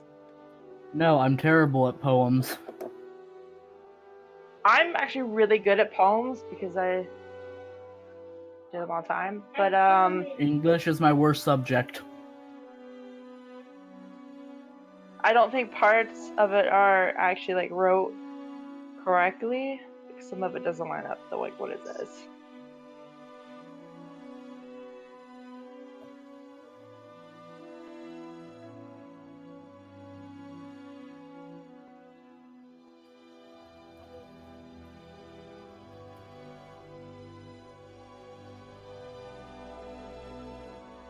Well, Power Hour, they're already together. And they're already in the same sentence.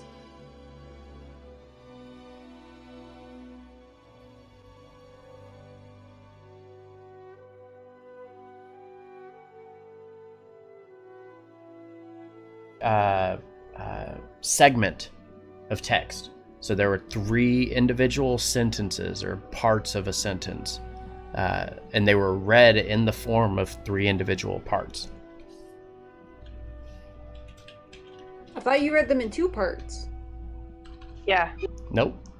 They were in 3 parts. First one was his likeness is here, pointing to the dead. The altar is close.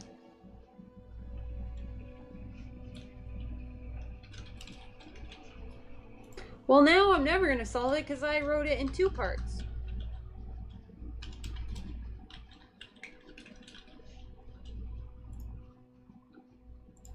I'll be back.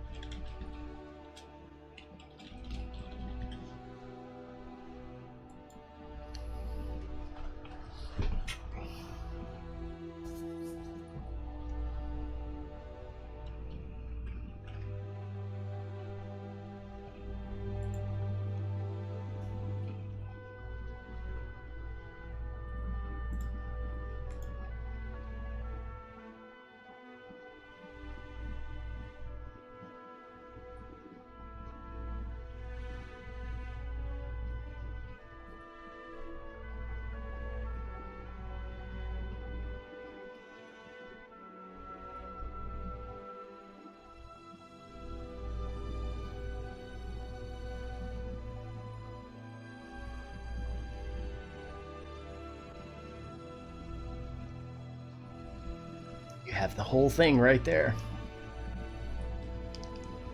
Just gotta find where each line goes in the order. But the lines are in the correct order. In the order he recited it to us. It was the order I said them to you. I'm back. Okay. Again, you failed an insight check for me to be able to give you additional information. Or Well, perception check. I was just confused that, like, Mhm. this way they're in the sentences is correct, or The way so the line, like if you take that very first one, that's how they are. They won't be like transposed. It's not like, you know, the center, the middle part of that's going to be moved somewhere else. Okay, that kept confusing me. Yep, nope, that's it.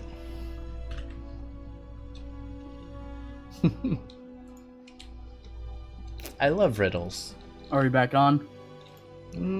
30 seconds. I'll be right back. Did we figure it out? I'm working on it.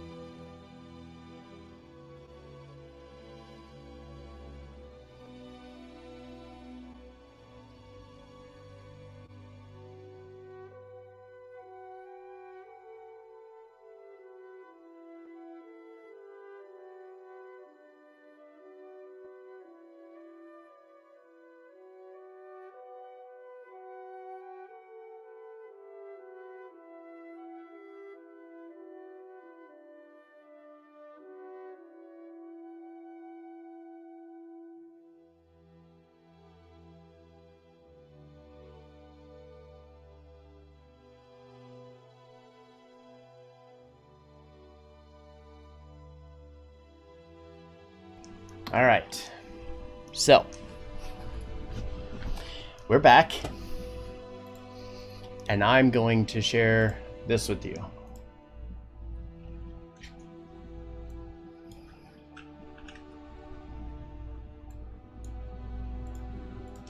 The ledger was found when you guys were within the ESS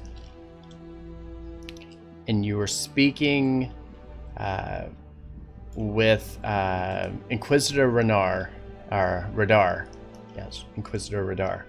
And afterwards he said you can do what you want and gather information. And while Vormash walked away and walked into the back room to go talk to the individuals about the tokens that he has been gathering, everybody kind of searched around the room, and Slavomir placed his hand by chance on top of the globe, and you heard it unlock and open up. And as it did, within it was this ledger.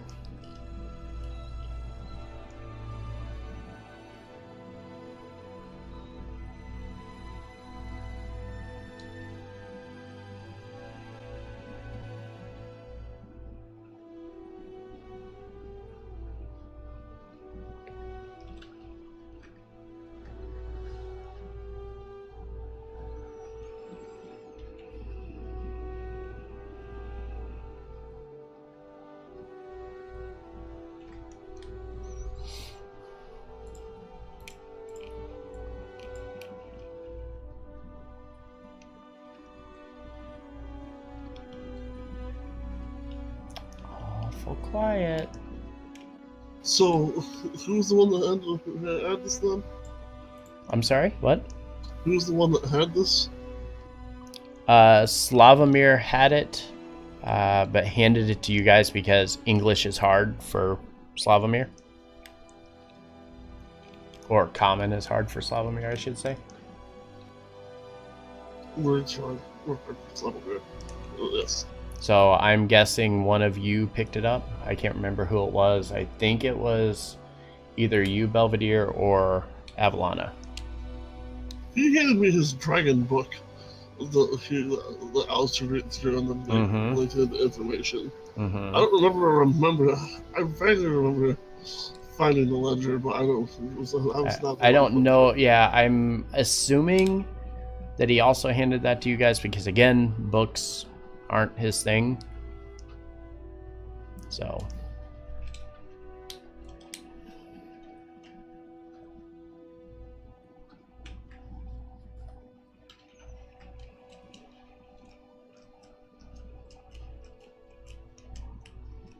Oh, can we get clarification? I guess that is it. The altar is near, or the altar is here.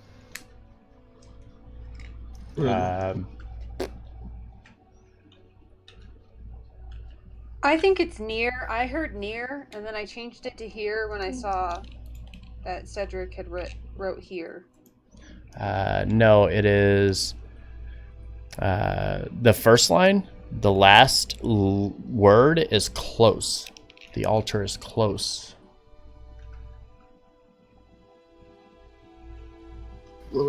We messed up. The first word was here. Or the last word of the first sentence was here.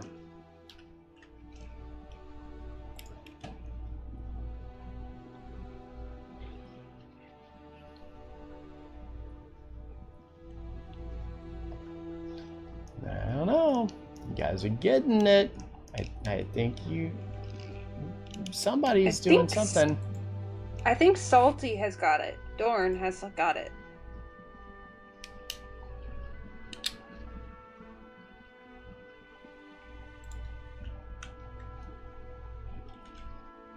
But also, I don't remember ever hearing about this ledger, ever. I think you were AFK at that point. I think you were AFK with that one.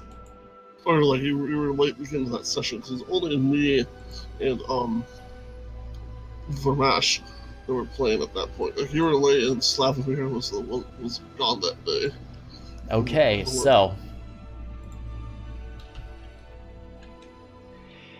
here's what I'm going to do for you. Because you have it right.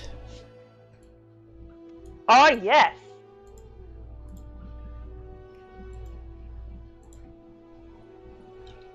Go ahead and check the mysterious artifact in your listing once again, and you will see the actual text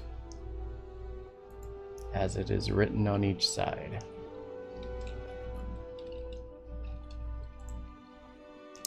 Salty has it.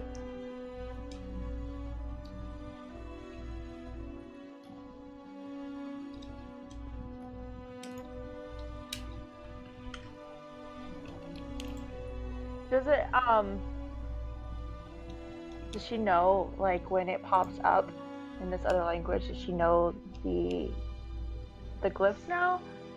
No. Okay. You do not, you can't read or understand it. You just know what Mariel had said to you.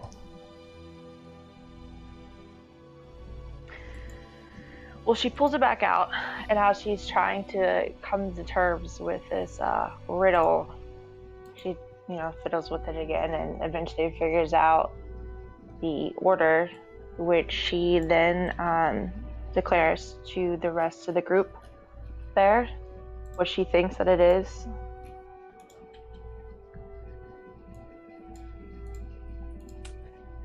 Well, one thing I'll say is that we know that the last shard of power is... 1 second. Is southwest in the forest. so that's something. That's not necessarily true. That's what I wrote down, man. And we heard it a long time ago. You heard that the Shrine of Natar was there. And that's where we thought the... It was the last place we had to go anyway if we're trying to find the final shard. You also had the little island off to the southeast of Crow's Nest Cove, which was the Flathammer tribe's old home. Let's go back to the map. I have no memory of ever being told to go there.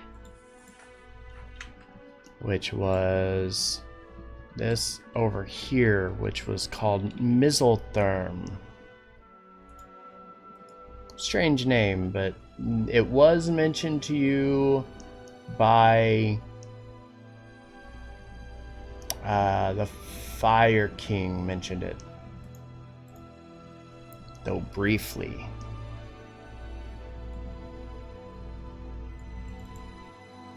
That beef with the dwarves, right? Mm-hmm.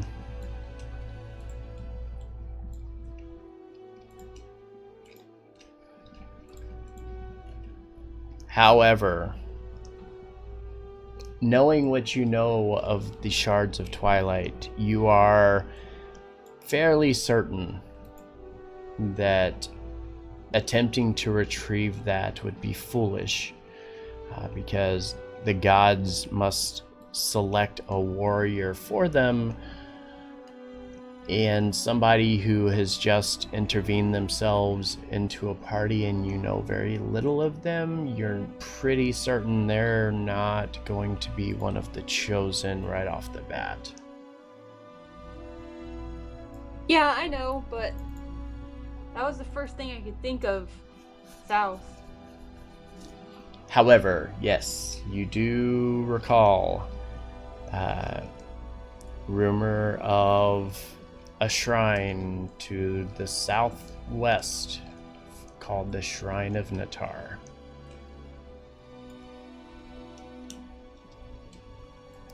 And I'm just gonna do it.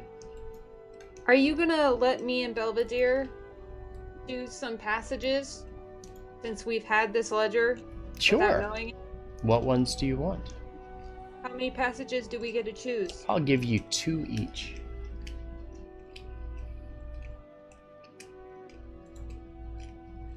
I would like to do the rescue first. Haha.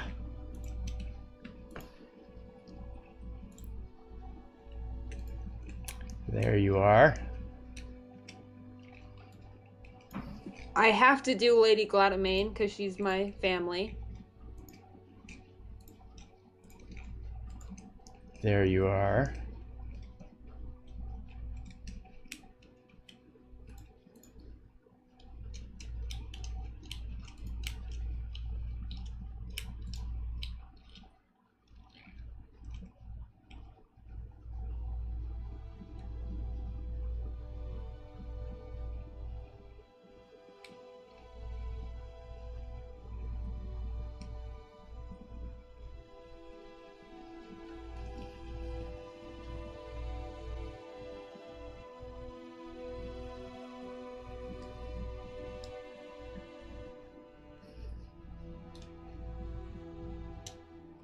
This is fun. I like when they're learning things.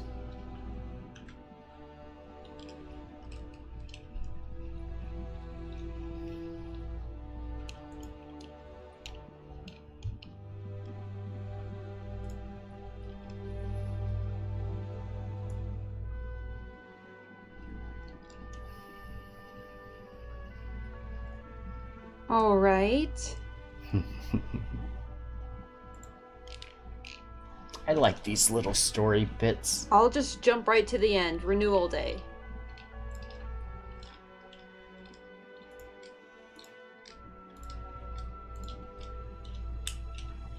Okay.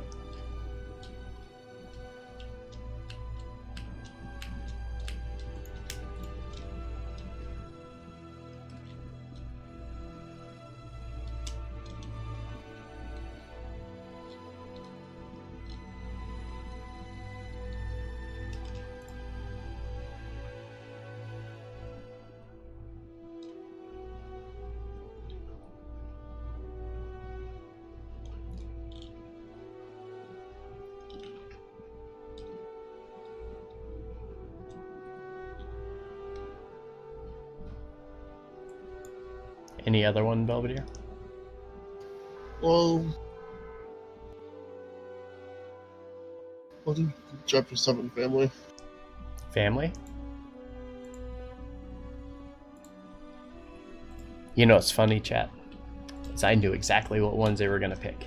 I had all 4 of those open. I have all the others open, or I would have had all the others open whenever I first sat down, but those were the 4 I actually opened up knowing that those would be the enticing ones.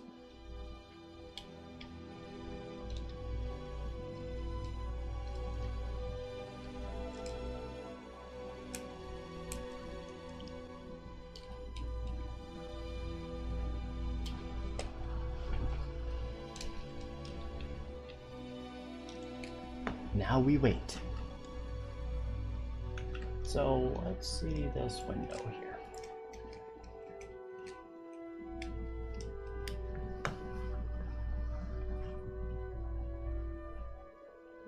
Does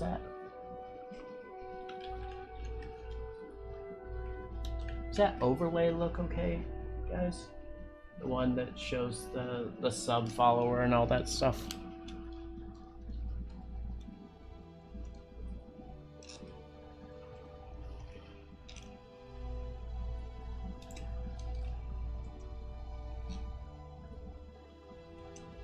Kind of want to move it. I don't know why, but I do. While we're waiting on them.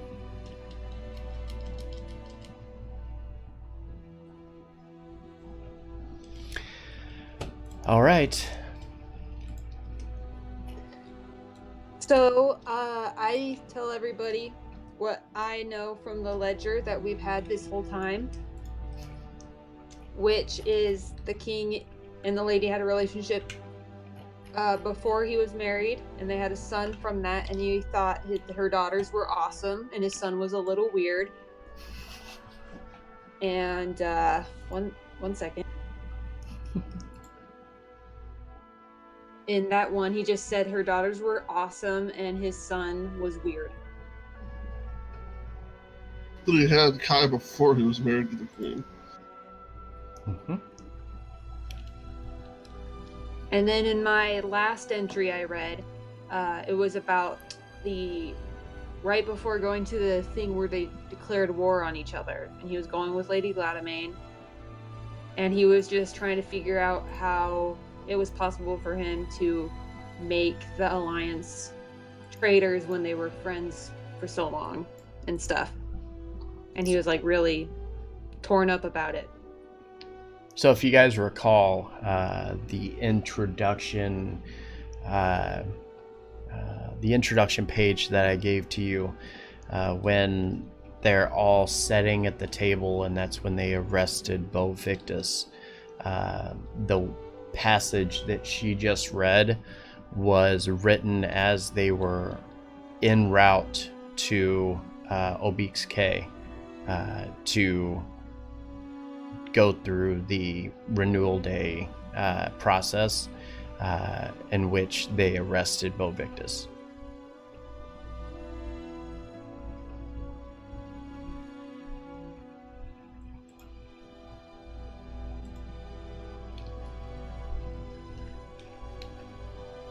Belvedere, what about you?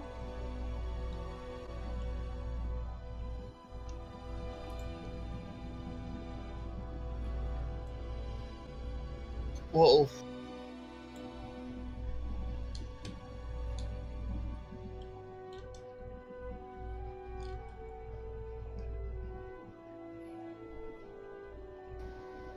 it talks about in the his account of the rescue, the only one that he says that he killed was the Baron Paragus.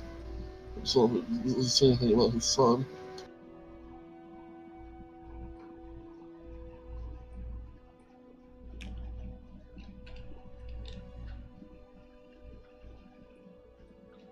Mm-hmm.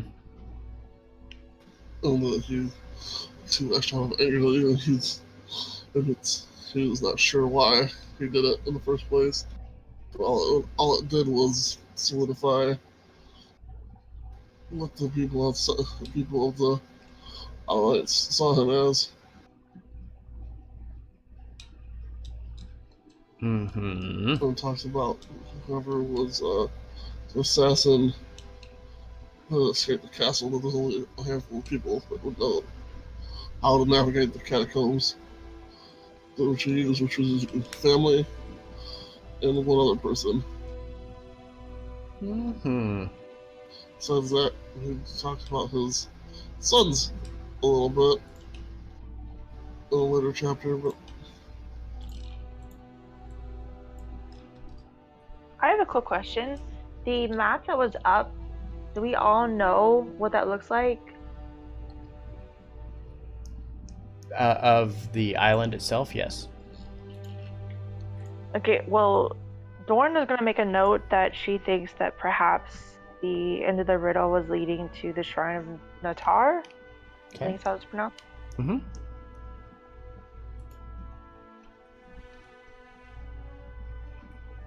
So while we've been talking about all this, I'm gonna just look at Mariel and see how she took, like, the letter saying her brother, her half brother, is Kai.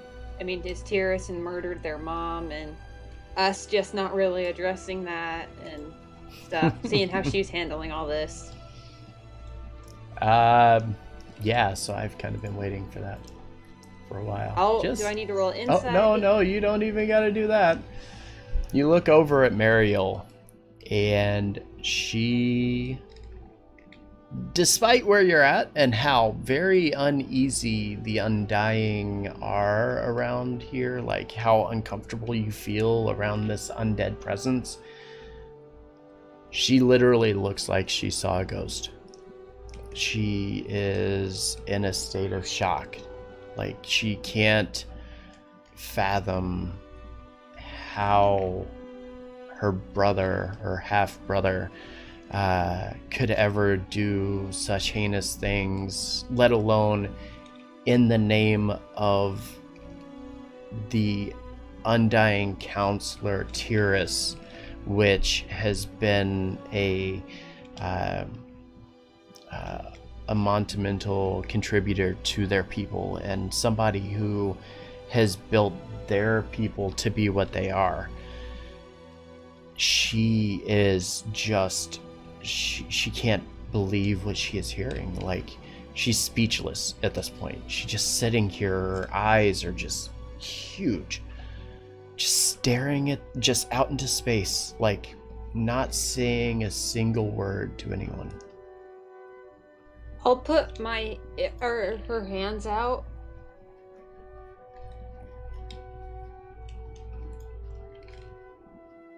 If her hands are out, I'll put my hand on her hand. If not, I'll just put my hand on her shoulder. Her hands are they're kind of resting on the table, though almost lifeless. Like, it looks like her arms, like, if you can imagine what it feels like to just let your arms kind of go and how they get really heavy, it looks like at any second they would just fall from the table and she wouldn't even notice. I grab onto her hands and I don't know what to say, Mariel. This is a lot that you're going through, but I understand some of it. My mother also died, so I can sympathize with you. And Kai hasn't just betrayed you, he's betrayed all of us. So you're not alone. So don't be afraid to talk if you need to. And I just keep my hands on hers. Okay. She continues, just staring out into nothingness, not saying a word.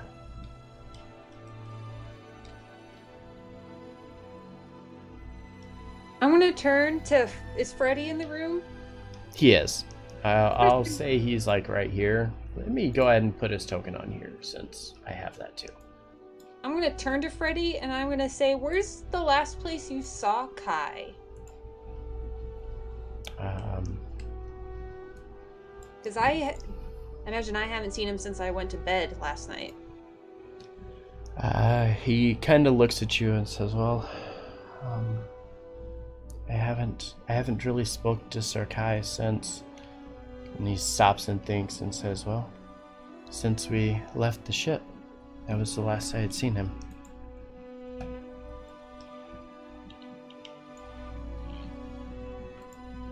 We saw him when we were giving respects to his mom, right? Yes, you guys did. Freddy was not around for that. Oh yeah, because the dead body freaked him out. Yeah. Do I remember the last time I saw him?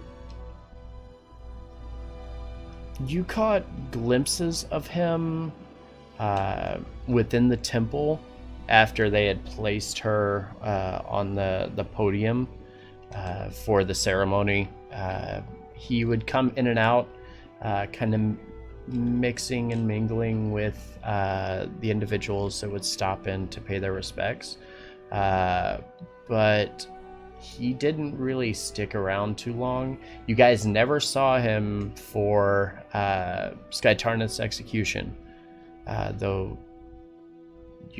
though you guys don't know he was there before speaking to Sky Tarnith. He never showed his face during the execution itself. And we didn't see him on our way to the shrine or anything? Correct. So we haven't seen him since yesterday, basically. Yep.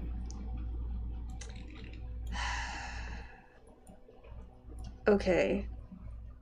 I wonder why he would release her soul now. Dorn and Avalana, give me an Arcana check.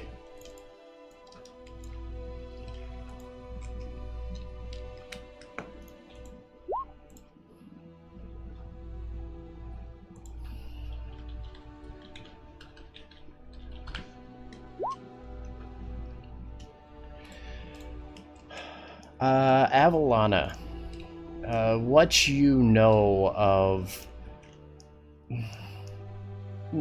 what you sort of know of magic, and more so Dorn, even though your Arcana is a bit lower,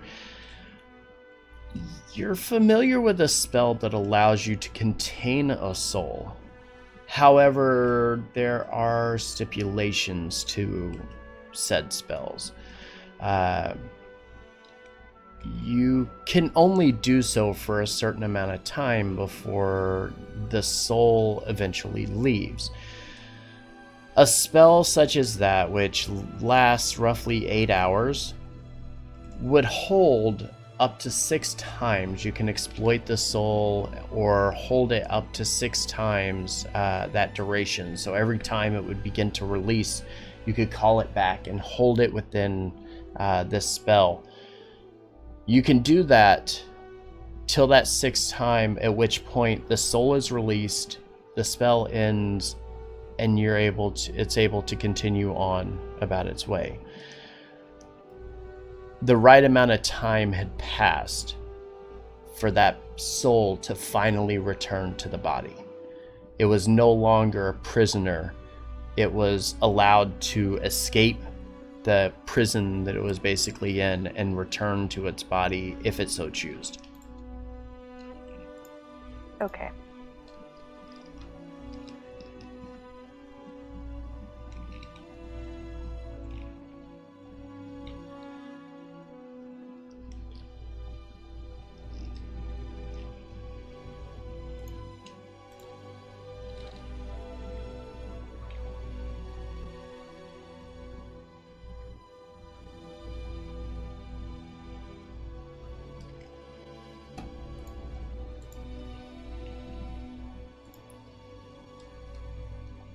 Anything else? What would you like to do? You're within a very weird place. I don't think about the situations. Just really right now. Can I poke my head out the door? You absolutely can. And there's that ghost guy outside. Uh-huh. Do you want to see what he looks like? Because he's cool. Okay. Okay. Let's see if I can make a quick handout here. Yeah. You sounded really proud of that. I love these things, man. They're awesome.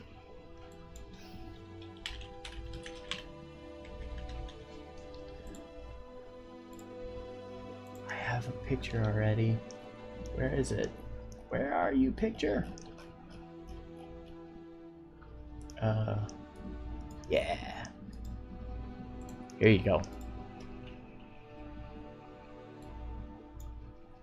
Ooh. Yeah, I'm gonna talk to him.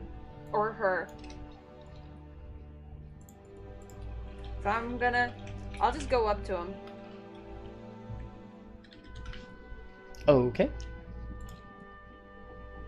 And I'll speak in Elvish. Okay. I don't know why, but I will. And I'm gonna say, hello, my name is Avalana. I am a Gladomane. Sort of. And I was hoping to talk to Tyrus, so if you could point me in that direction, I would greatly appreciate it. Looking here, 1 second. Checking something.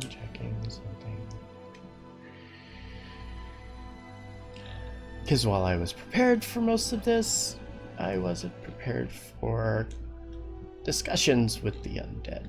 Because, yeah.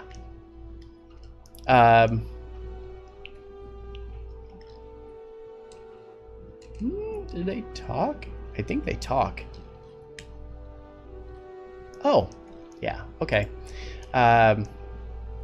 You watch as he takes this scepter he has in his hand and rotates around and points down the hall up ahead, telling you to, basically just motioning for you to continue on.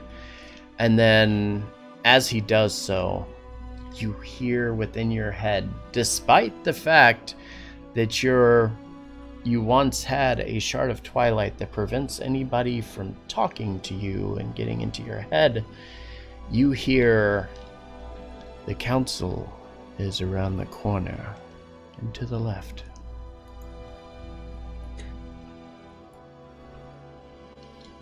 Okay.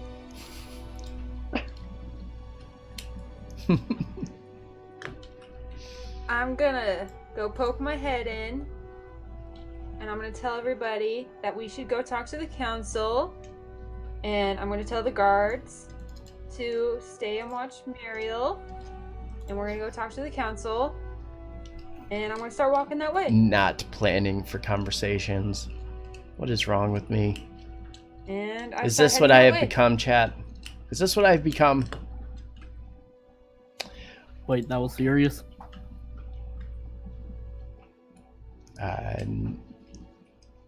As you start making your way through, you believe he was pointing further down the hall than just right around the corner. Like, it wasn't like he was pointing back behind you. He was pointing straight ahead. Yeah, I got the gist. Yeah. I'm just... And I'm guessing Muriel didn't react to me saying we're gonna go talk to the council? Nope.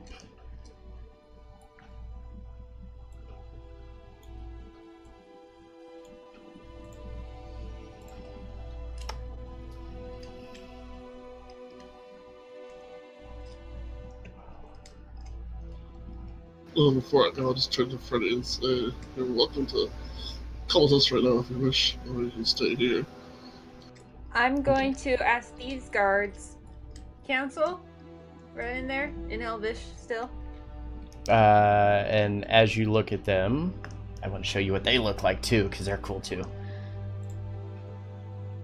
So let's do this.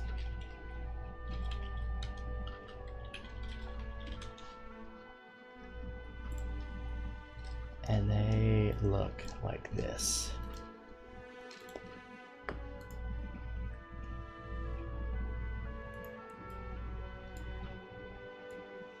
Nice armor, my man. And as you approach, the guard that you walk by kind of moves, taking his shield on his left hand, and kind of motions for you to head to your north. All right, I go in. Okay. I'll give a polite knock so they know I'm coming, though they're probably omniscient. That might not be a good idea. Remember how eerily silent it is in here? There's a reason. I don't knock. I air knock, because they're omniscient, so they know I'm there. Mm-hmm. So you open the door, and this is what you see. Oh. 30 plus members of the council all standing around this podium. The ones around the outside appear to come and go as they please, but the ones in the center almost standing in a very kind of rigid pose, not moving, not really paying much attention to anybody in the chamber. All the others kind of wander around.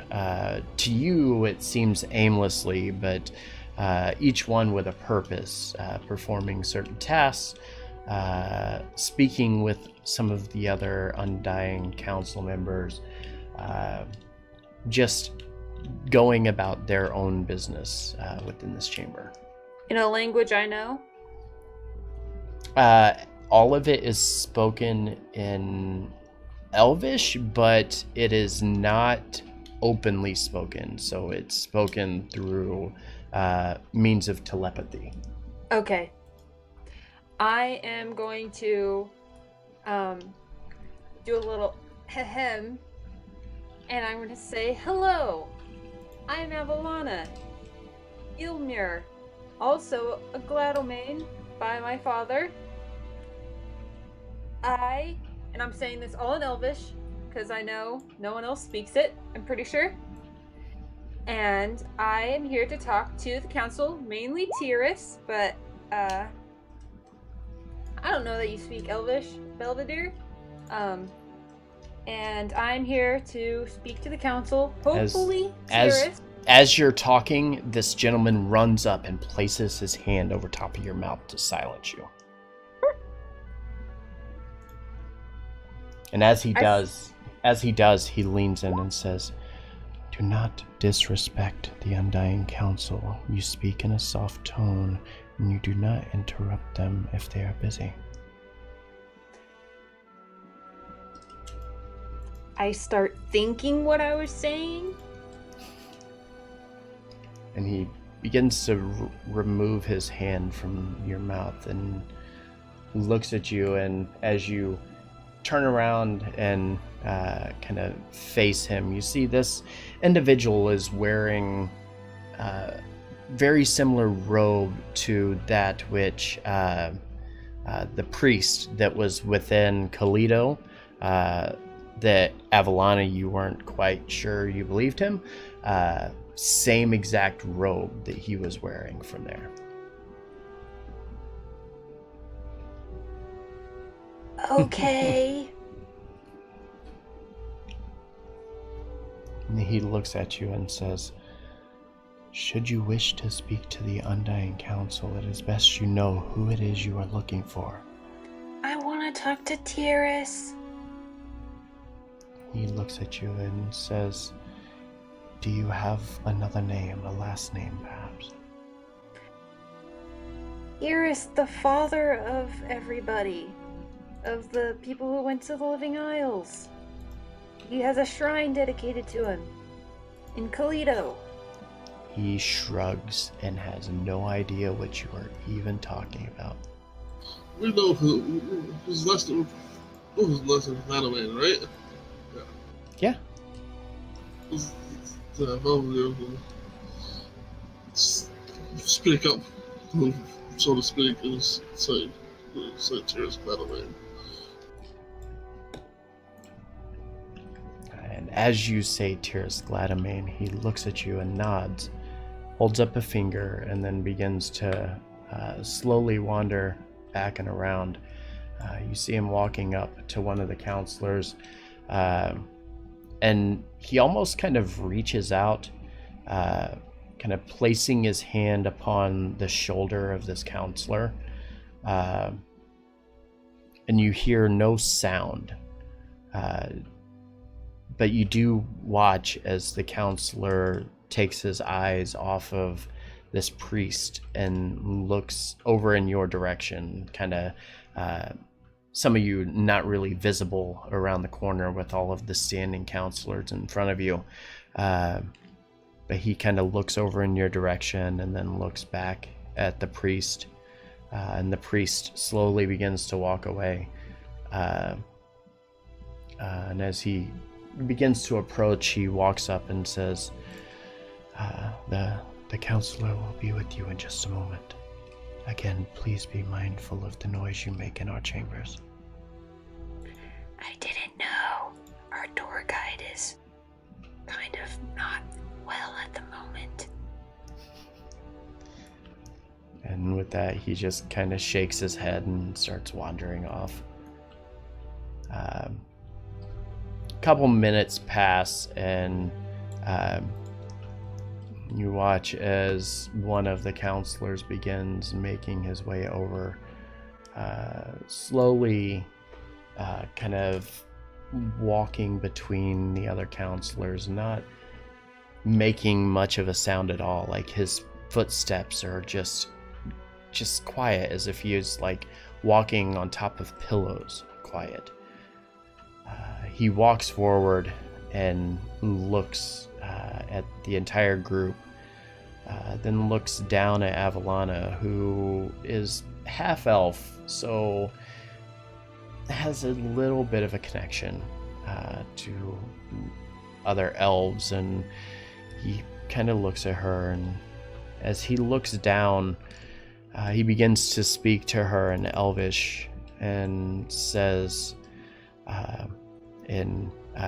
through telepathy to her, I am to understand that you claim to be part of our noble family. On the male side.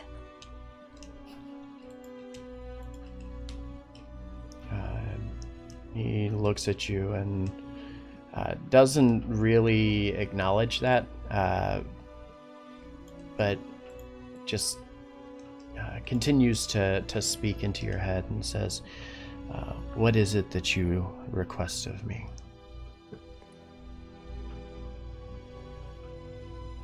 Oh, man. I didn't really think about what we were going to ask him.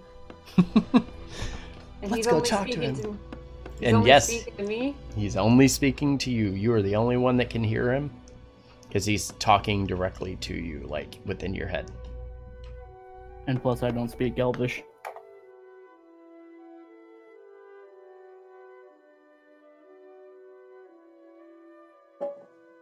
Can I speak at normal volume and just have the understanding that I'm whispering?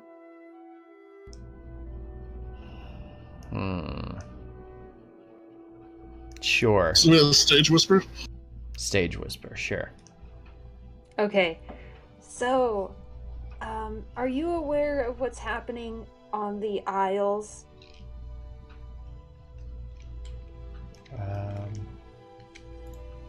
One second.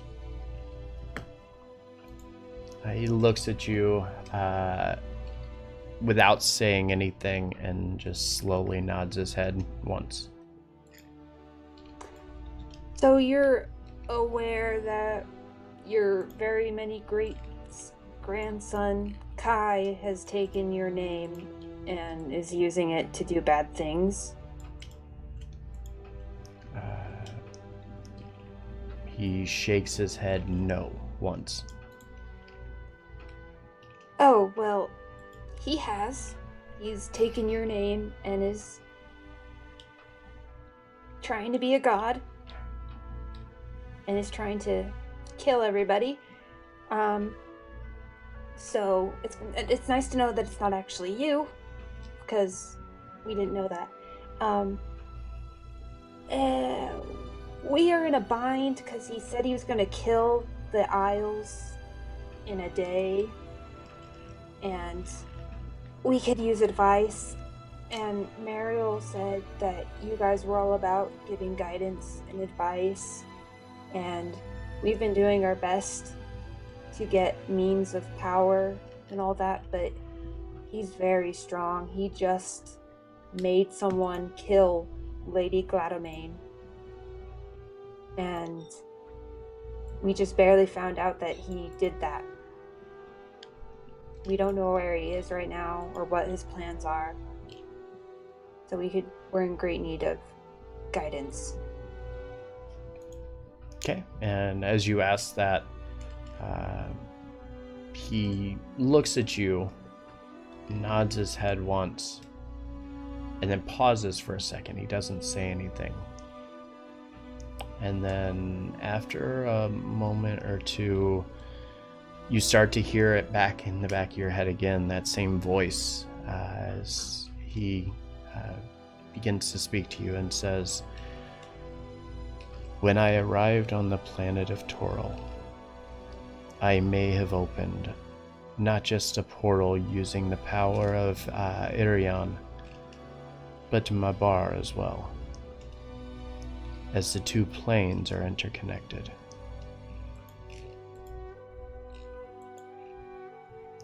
And he stops for a second and recognizes that you guys aren't from here. Takes a moment and then thinks and says, Mabar is everything Irion is not. When Mabar is in Cotermus, death rules the lands, the light fades, and darkness prevails. This occurs only every 3 nights, only 3 nights out of every 5 years. And he looks at you and says, if this one who calls himself Tyrus is to gain enough power to do so, he must find the manifest zone of Mabar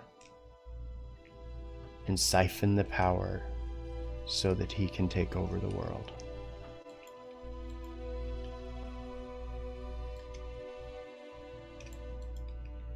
So we need to find it first, or stop him? He shakes his head and says, not find it, destroy it. Okay. Do you know where we should start looking for it? He shakes his head and says, the connection to Irion is within your city of Kalito. I know not where Mabar's manifest zone is located. All right, thank you. And I'll bow to him, I guess. And I'll see if he's done. He gives you a kind of acknowledging nod.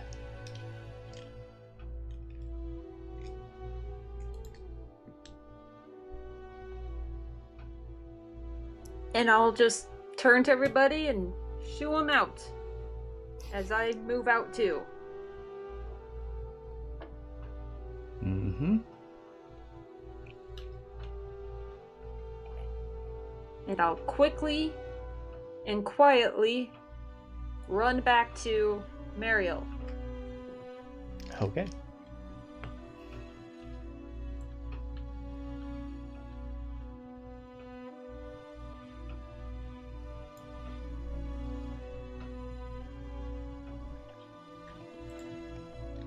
guys.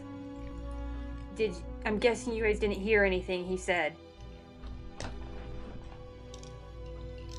I've been here the whole time. No. Well, he was speaking into my head, so you guys didn't hear anything. As you continue walking down the hallway and you're talking, the soldiers begin turning in your direction and watching you. I'm whispering. Okay.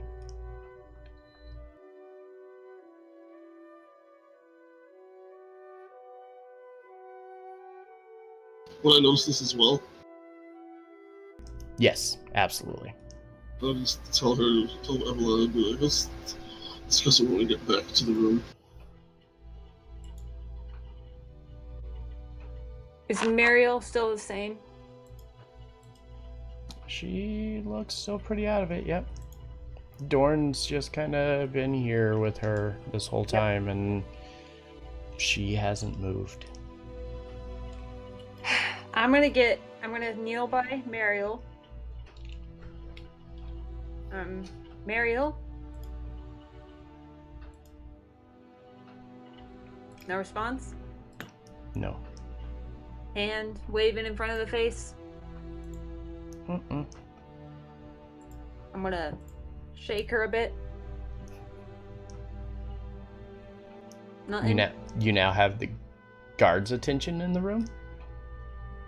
I'm gonna put my finger up at them. And I'm just gently, like, nudging her, seeing if she'll respond. She is non-responsive.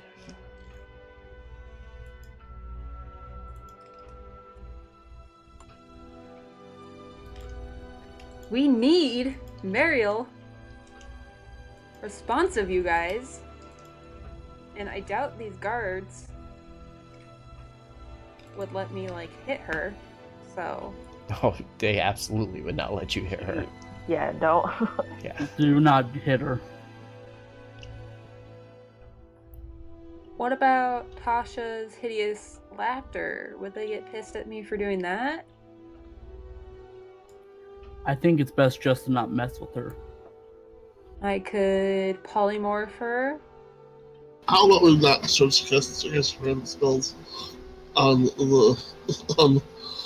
Muriel? A few moments pass. You guys continue discussing amongst yourselves, trying to figure out what to do. You slowly begin to hear the footsteps, the very, very soft and faint footsteps of the counselor Tyrus as he approaches and enters the chambers. Kind of stands almost exactly opposite of where Mariel sits. Looking over in her direction, you watch as his eyes begin to glow a faint red hue.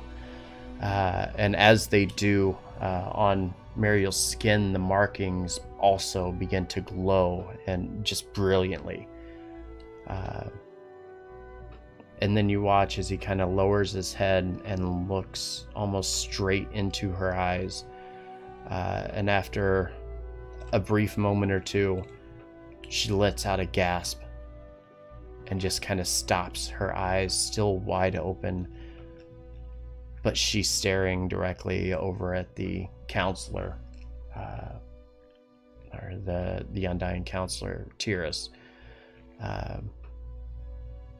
and just looks up at him and says, I'm sorry. And then she looks over at you guys, recognizing where she was and recognizing you were there, and says, am I in need? What do you need of me? Well, you see that we've met Tyrus. I'm trying to speak as softly as I can, so to not get eaten or whatever. Not get eaten. Me and Tyrus had a fun talk, and we think we know where what we need to do to stop Kai. I explained to him what was going on, and he thinks he knows maybe what Kai's doing. She kind of shakes her head a little bit and says, okay, and what is that? Well, there's something called the Marbor's Manifest, and it can allow you, and there's this thing that happens only 3 nights every 5 years, where Marbar Manifest Zone. Sorry. Just trying to help. Marbar Manifest Zone, and there's a event that happens once every 3 nights. Only 3 nights every 5 years, where light turns to darkness, and if he uses that thing, he could like siphon darkness out of it and become a real god and take over the world and stuff. So we need to find it and destroy it. You watch as she kind of turns to you and kind of nods and then looks back over towards Tiras here, looking directly at him, and you watch as again the markings upon her face begin to glow a bit as she kind of leans forward, doing similar to what Tiras was doing to her. And after a few seconds, you watch as the counselor shakes his head no. And then a few more seconds pass, and then he kind of nods, giving like the single nod. And then she begins to come to, the markings fading on her face, and she looks back over in your direction and says, "You have the answers."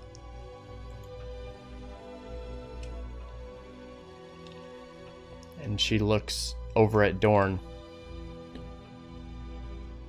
and points towards the artifact and says, "That is your answer."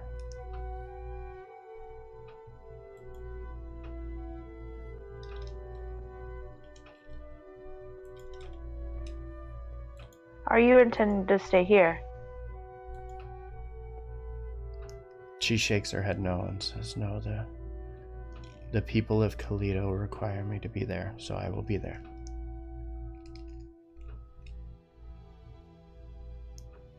She kind of thinks for a second and almost kind of like stretching her neck a little bit, like, you know, just all of this is just so much for somebody to go through. She stops and is like, "The High Council requires me to be there. My sisters require me to be there. And my people. I cannot let them down, not now."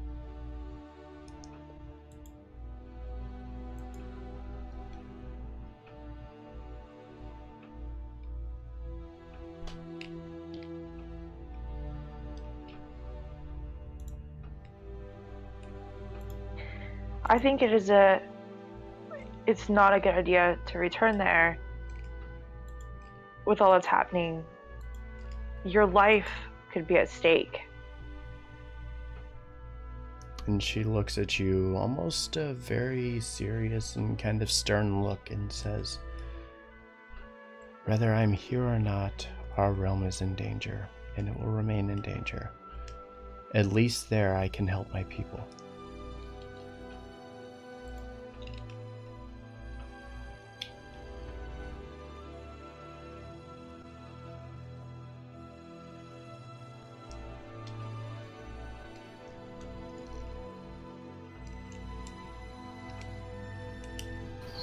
Then might as well get started then. There's nothing else for us to do.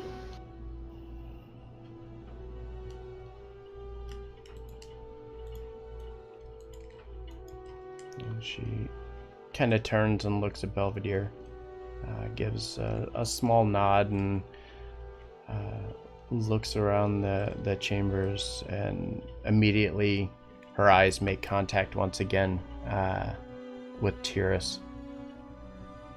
And you watch as he begins to lean forward again, the same kind of thing where you can tell he's intentionally trying to speak into her mind.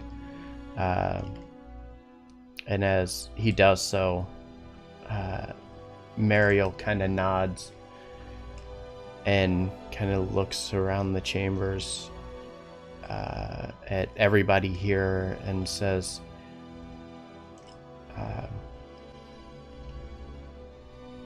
basically she looks back at everybody and says, I know that the counselors cannot help us. They cannot leave. They cannot join us. They will be unwilling or unable to accompany us on this journey. But should we have additional questions, should we need additional counsel, they have offered as much knowledge as the council or the Undying Court may contain. I can tell you that our time is almost out, and I have no idea how we can even stop or destroy an entire manifest zone from a bar. It's just, that's unheard of. And doing so might very well unravel our ability to communicate or travel back here ever again.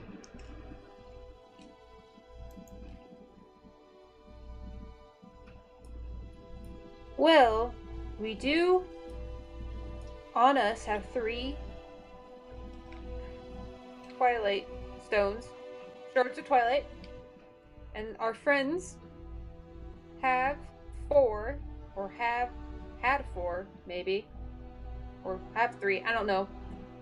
So that's 6. So we might be able to destroy it, but the ethics of destroying it, I have no idea how to answer that.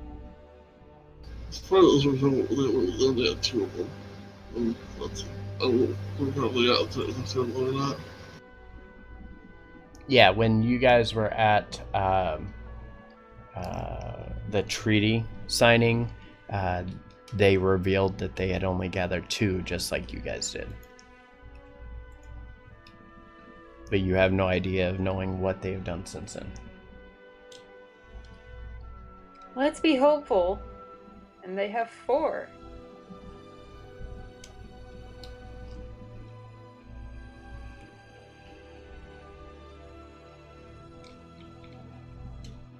Okay.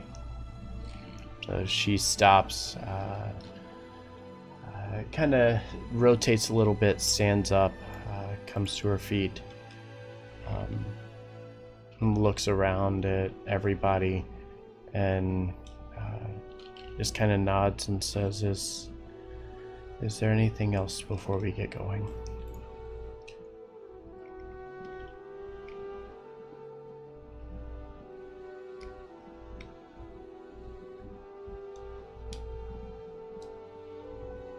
Yes, no, maybe, anybody? Anyone? Cedric, you don't speak Elvish, but do you have a question you want to ask? I can ask for you. Not that I can think of right now. Well, this is your only chance, so it's now or never. Oh, that's harsh. Only chance.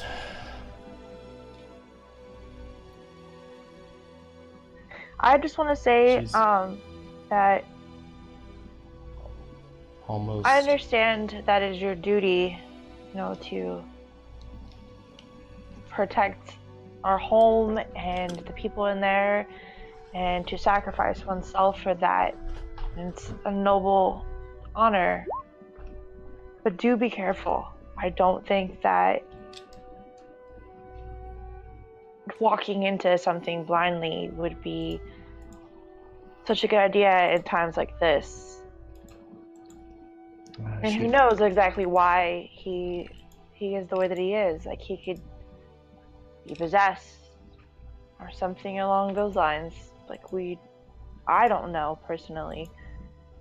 But I think you should be on your guard just in case, if it is something like that, that it could be someone else, not just him.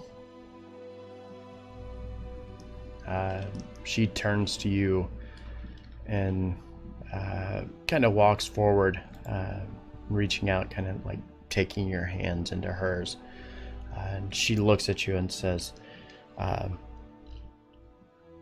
there's no chance that I can remain here.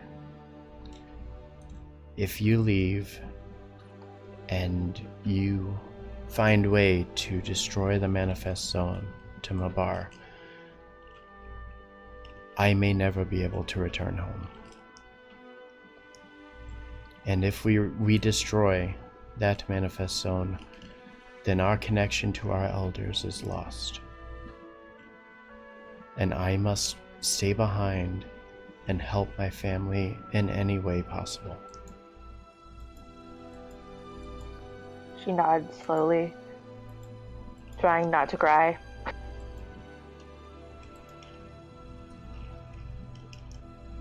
She looks at you and kind of smiles and says, but we have a bigger danger at hand and we need to get going.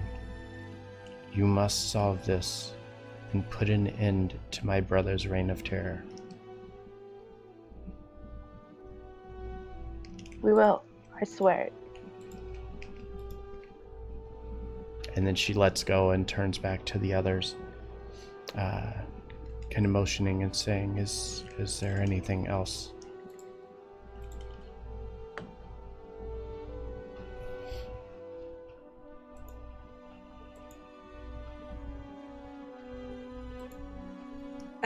Mariel, it's okay for us to leave and not wait out Lady Gladomain's preparations or anything. We can leave now.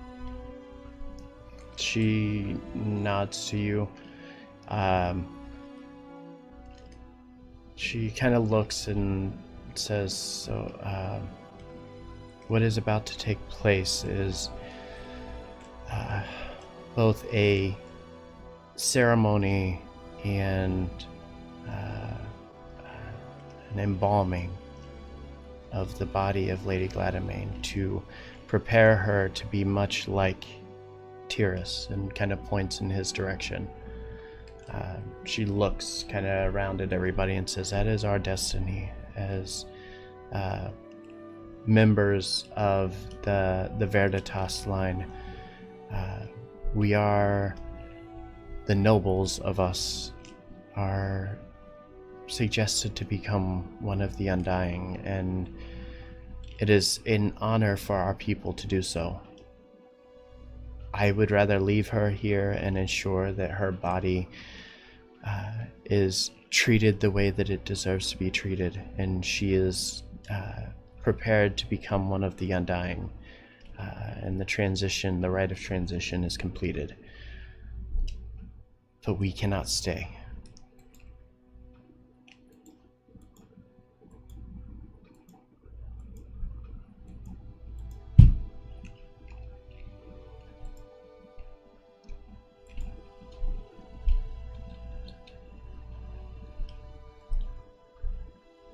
Well, then let us be off. Okay.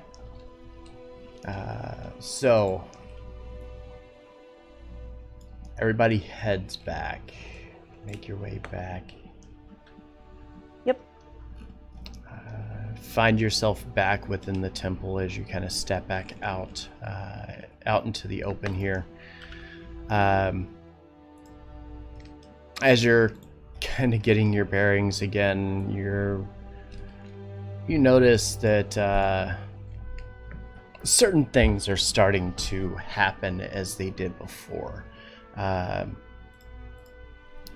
Belvedere, Cedric, and Avalana, as you begin to enter back into this realm, you clutch on to, or you feel within your pouch or wherever you hold it, the shard of twilight that you had. You feel that same feeling that you did the very first moment you placed your hand upon it. You feel as though you're no longer amongst, a part of you is no longer amongst the material plane, and instead somewhere in the ethereal. kind of leaving this and entering into Ezator's kind of demi-plane, as it were. Now seeing the sight return to your eyes and everything around you glowing, and the magic returning to the world around you. A bit reassuring, because you were really uncertain as to what was about to happen, especially after seeing all of this disappear. But you're able to easily transition back. You make your way back into the Holy Shrine of Tyrus. As you do, everybody, the guards and Mariel, everybody begins to make their way out. And as you're kind of exiting, you take note again of something that you didn't really catch on to the first time you were here. And that's the statues in the front entryway here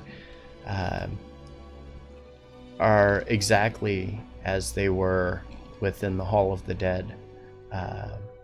Monuments of important leaders and nobles of the Gladamain family, 4 different individuals who were very important to the society that these people have developed, though not members of the Undying Council. They are at least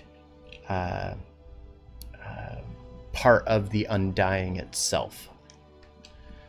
And these are the tributes, the statues of these individuals within this chamber, out here and over in this direction here.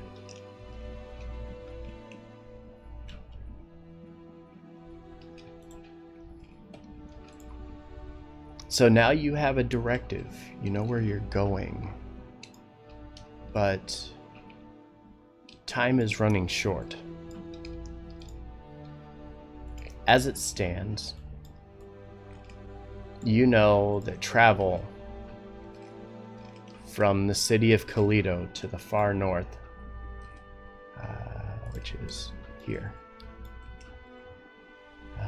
Wait, I thought Tyr said where we needed to go was in Kalido. No, he said the Irion manifest zone is in Kalido, which is where you're at. It's where you're standing within the Shrine of Tyrus. The one from Abar's manifest zone, he was unsure where the location was.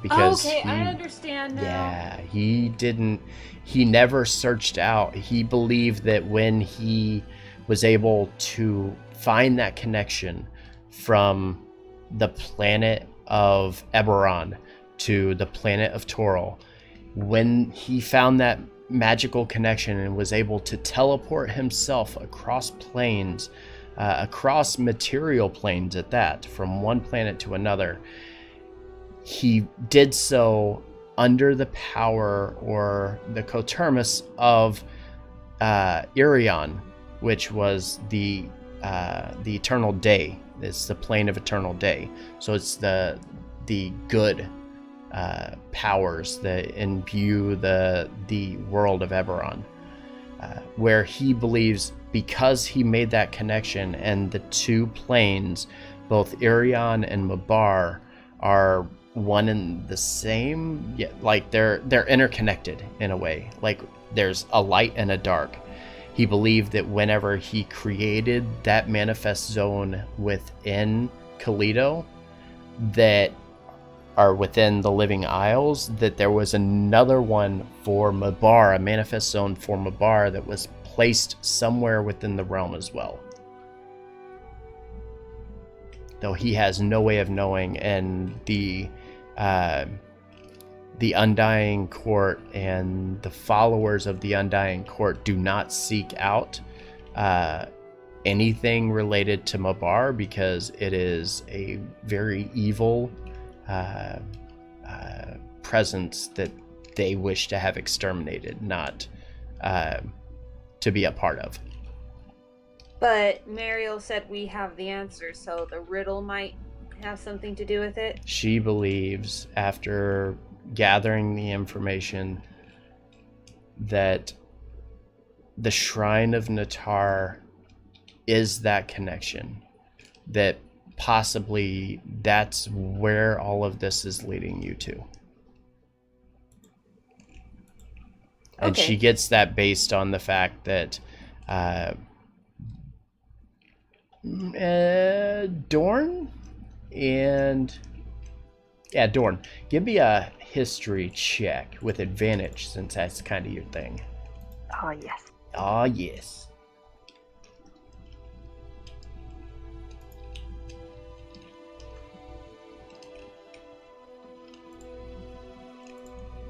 Is it history or insight? History. Okay. Good thing you had advantage, right? Yes. Something that your character would know, but obviously you don't because you have come into this quite late into the entire thing here. You know that the Shrine of Natar, and Belvedere knows a little about this from his reading on the cult, and also because of the information he's been gathering about the Scarlet Hand. He knows that the Shrine of Natar was once the kind of like the holy Mecca for the Scarlet Hand. It was where they believed was their focal point for their religion of following this individual named Natar. Where they found the actual statue is really unknown,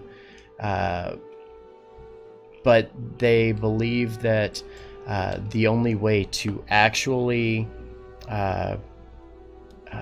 gain a power within them was to devote themselves purely to this shrine. And those who felt that they were so entrenched within the religion would travel here not to become more powerful, but to sacrifice themselves at this shrine to give power to their god.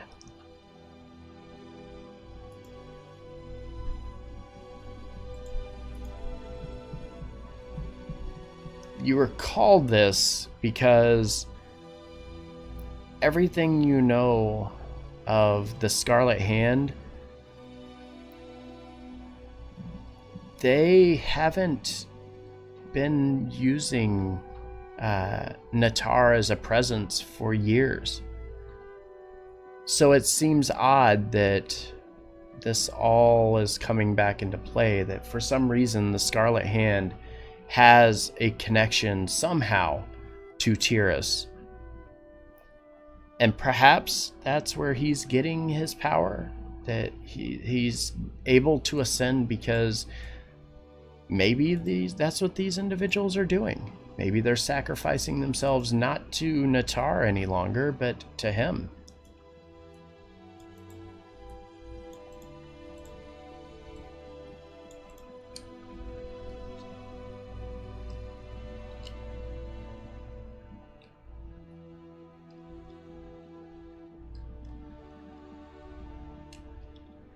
Well, hopefully we make it in time to squash his dastardly plans. Dastardly plans?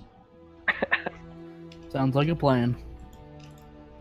Now, do you want the good news or the bad news? Yes. Bad news first. Bad news first. It is noontime on day 18. Oh. Or 17, I'm sorry. Okay, 17. that's better. That's better. But it's still noontime on day 17. That means you have 12 hours to go from the city of Kalido to the furthest most southern point of the island, which will require 5 days of travel to do so by foot, because you no longer have a wagon because Kai Gladimane. Actually, Dorn has Jojo, the camel, and her handy carriage. This is true. But he is not quite that fast, even then. Maybe What's we can the employ good the news? tactic I tried to employ back in the wizard village. What's that? Maybe we can try and employ my wizard village tactic that didn't work. Over at Lomero? Yeah. You know, I tried to find someone who knew how to teleport people. That's true. Earl is actually pretty powerful if she can cast a resurrection spell. Maybe she knows how to teleport. Maybe. I don't know. Remember I was harassing people? You were. Until you kind of stopped me? Because it wasn't working. Yeah, it wasn't. But I didn't harass everybody and I wanted to. So what's the good news? Oh, I'm sorry. I don't know that I have... I'm just kidding. The good news is that much like Avalana just pointed out, you do know wizard friends. You know people who know magic. You know that to get there, maybe you could just search around the city of Kalido. You know, the most advanced city in all of the Living Isles, for a way to teleport somewhere.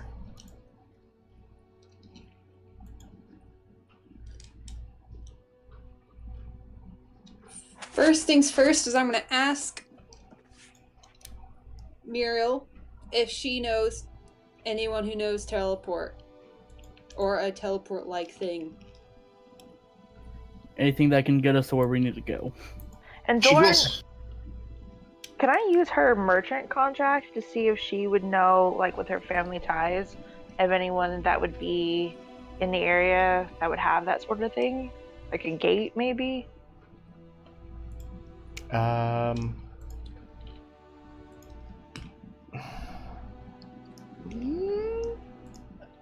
Maybe.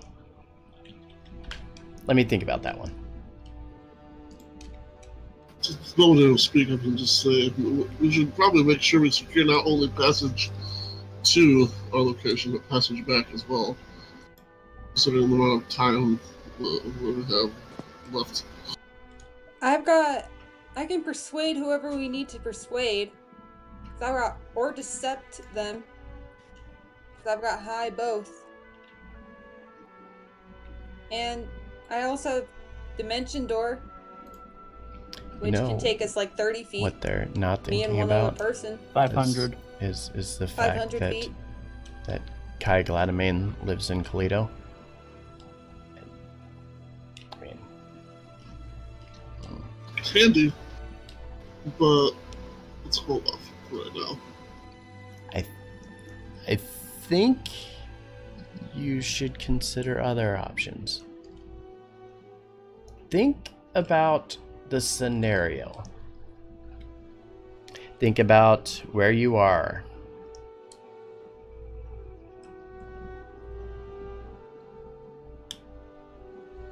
So Mariel didn't answer my question? Of what? I'm sorry. I asked her if she knew teleport or if she knew anyone who knew teleport. She kind of shakes her head and says, I can't think of anyone off the top of my head, no, but she kind of stops and says, I'm not sure. Obviously, my brother knew something.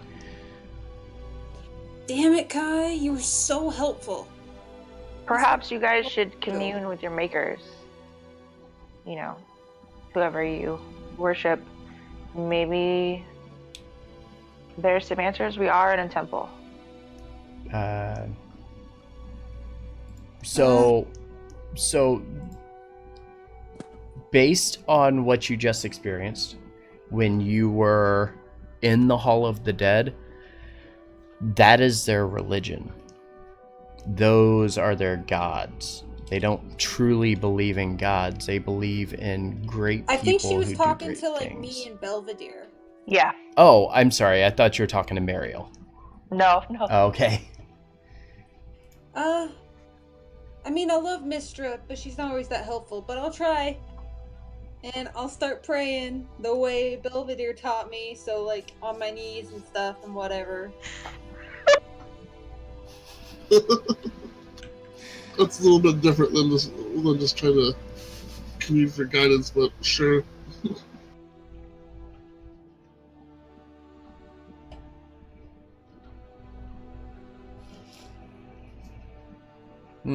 So I'm just asking Mistra, how do we get to the Shrine of Natar quickly? Because I was thinking of asking a magic person to use magic, but that doesn't seem to be working.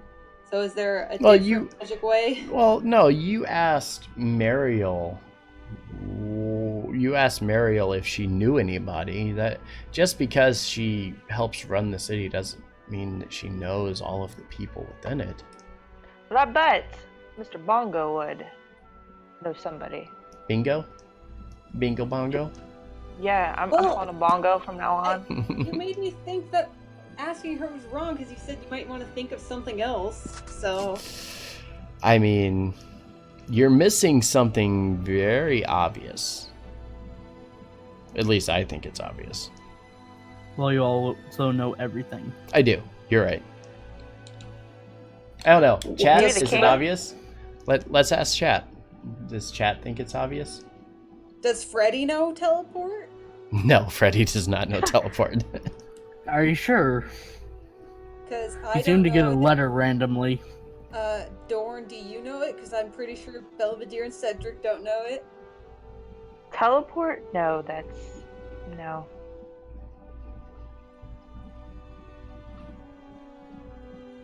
Yeah, Rez. Yeah, that's what I mentioned.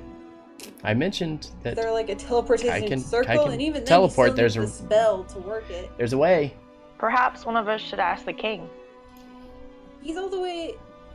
Oh, he's here, isn't he? He is. Who does he like the best out of all of us? Because I don't think it's me. But I do have the highest persuasion. Perhaps you and Sir Belvedere should ask.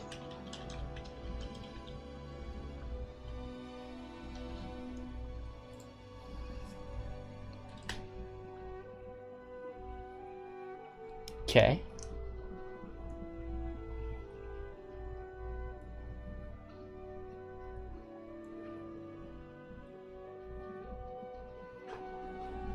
Alright, I'm just gonna go run to the king, because I really want to. Here's another solid plot, I'm guys. just gonna run to the Are you first ready? guard that wasn't part of our entourage. Are you ready for this? Okay. And I want to be like, hey, have you seen the king? I need to talk to him.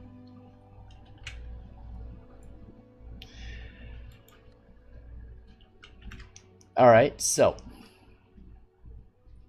you quickly run back over towards the temple. You know that the king's quarters is on the back side.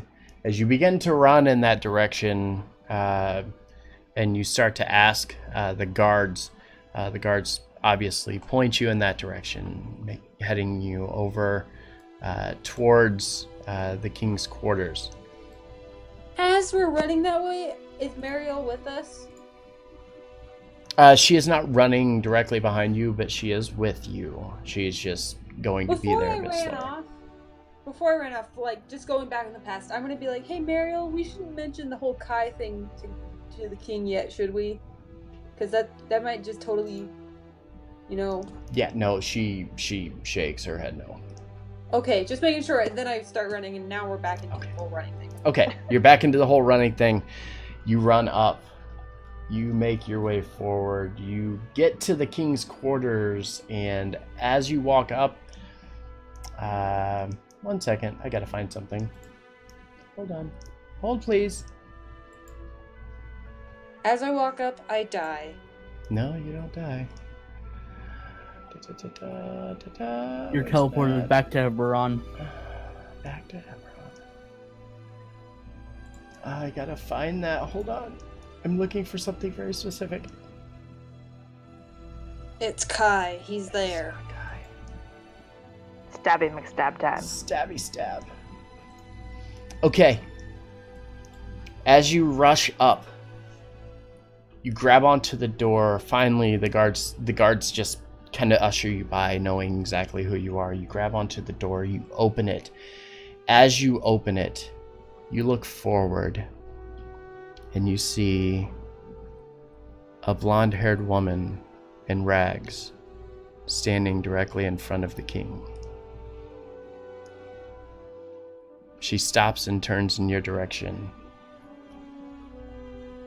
And for the first time in a long time, What? you see I'm Eleonora. How are you here? How? And that's how we'll end our session tonight. No. Yeah? Oh, yeah. Yeah. No. I mean, I totally thought it was going to be Sky Tarnith. Guy Tarnith isn't blonde. And not a before woman. that.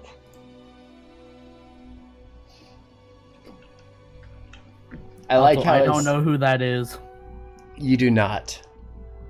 You do not, but Avalon's freaking out, and I'm just like, oh. What's going on? This is a character that was in session 3 through 5. They were searching to find this woman. Eleonora Maester was one of the holy priests within Stormholm Keep, and the king sent you to the city of False Harbor to search and try to find out how she is doing, because he hasn't heard from her in a while. It is when you guys initially learned, or the party initially learned, of a plot of a group of cultists that were attempting to take over the city. Eleonora was the person that they rescued and who was kidnapped by Tyrus as he decimated the entire village when he left. Well, yeah, he just did that. Yeah. At least you have her book. At least you have her book. It's almost like that's important too. I'm suspicious. But yes, we will continue this next time. When I really want to cast Hold Person, but I feel like I'll get stabbed. Hold Person on who? On Eleonora? Wow. Okay. Okay. All right. So I'm going to end the stream, and then I'll come back and we can chat. Yeah. Woo.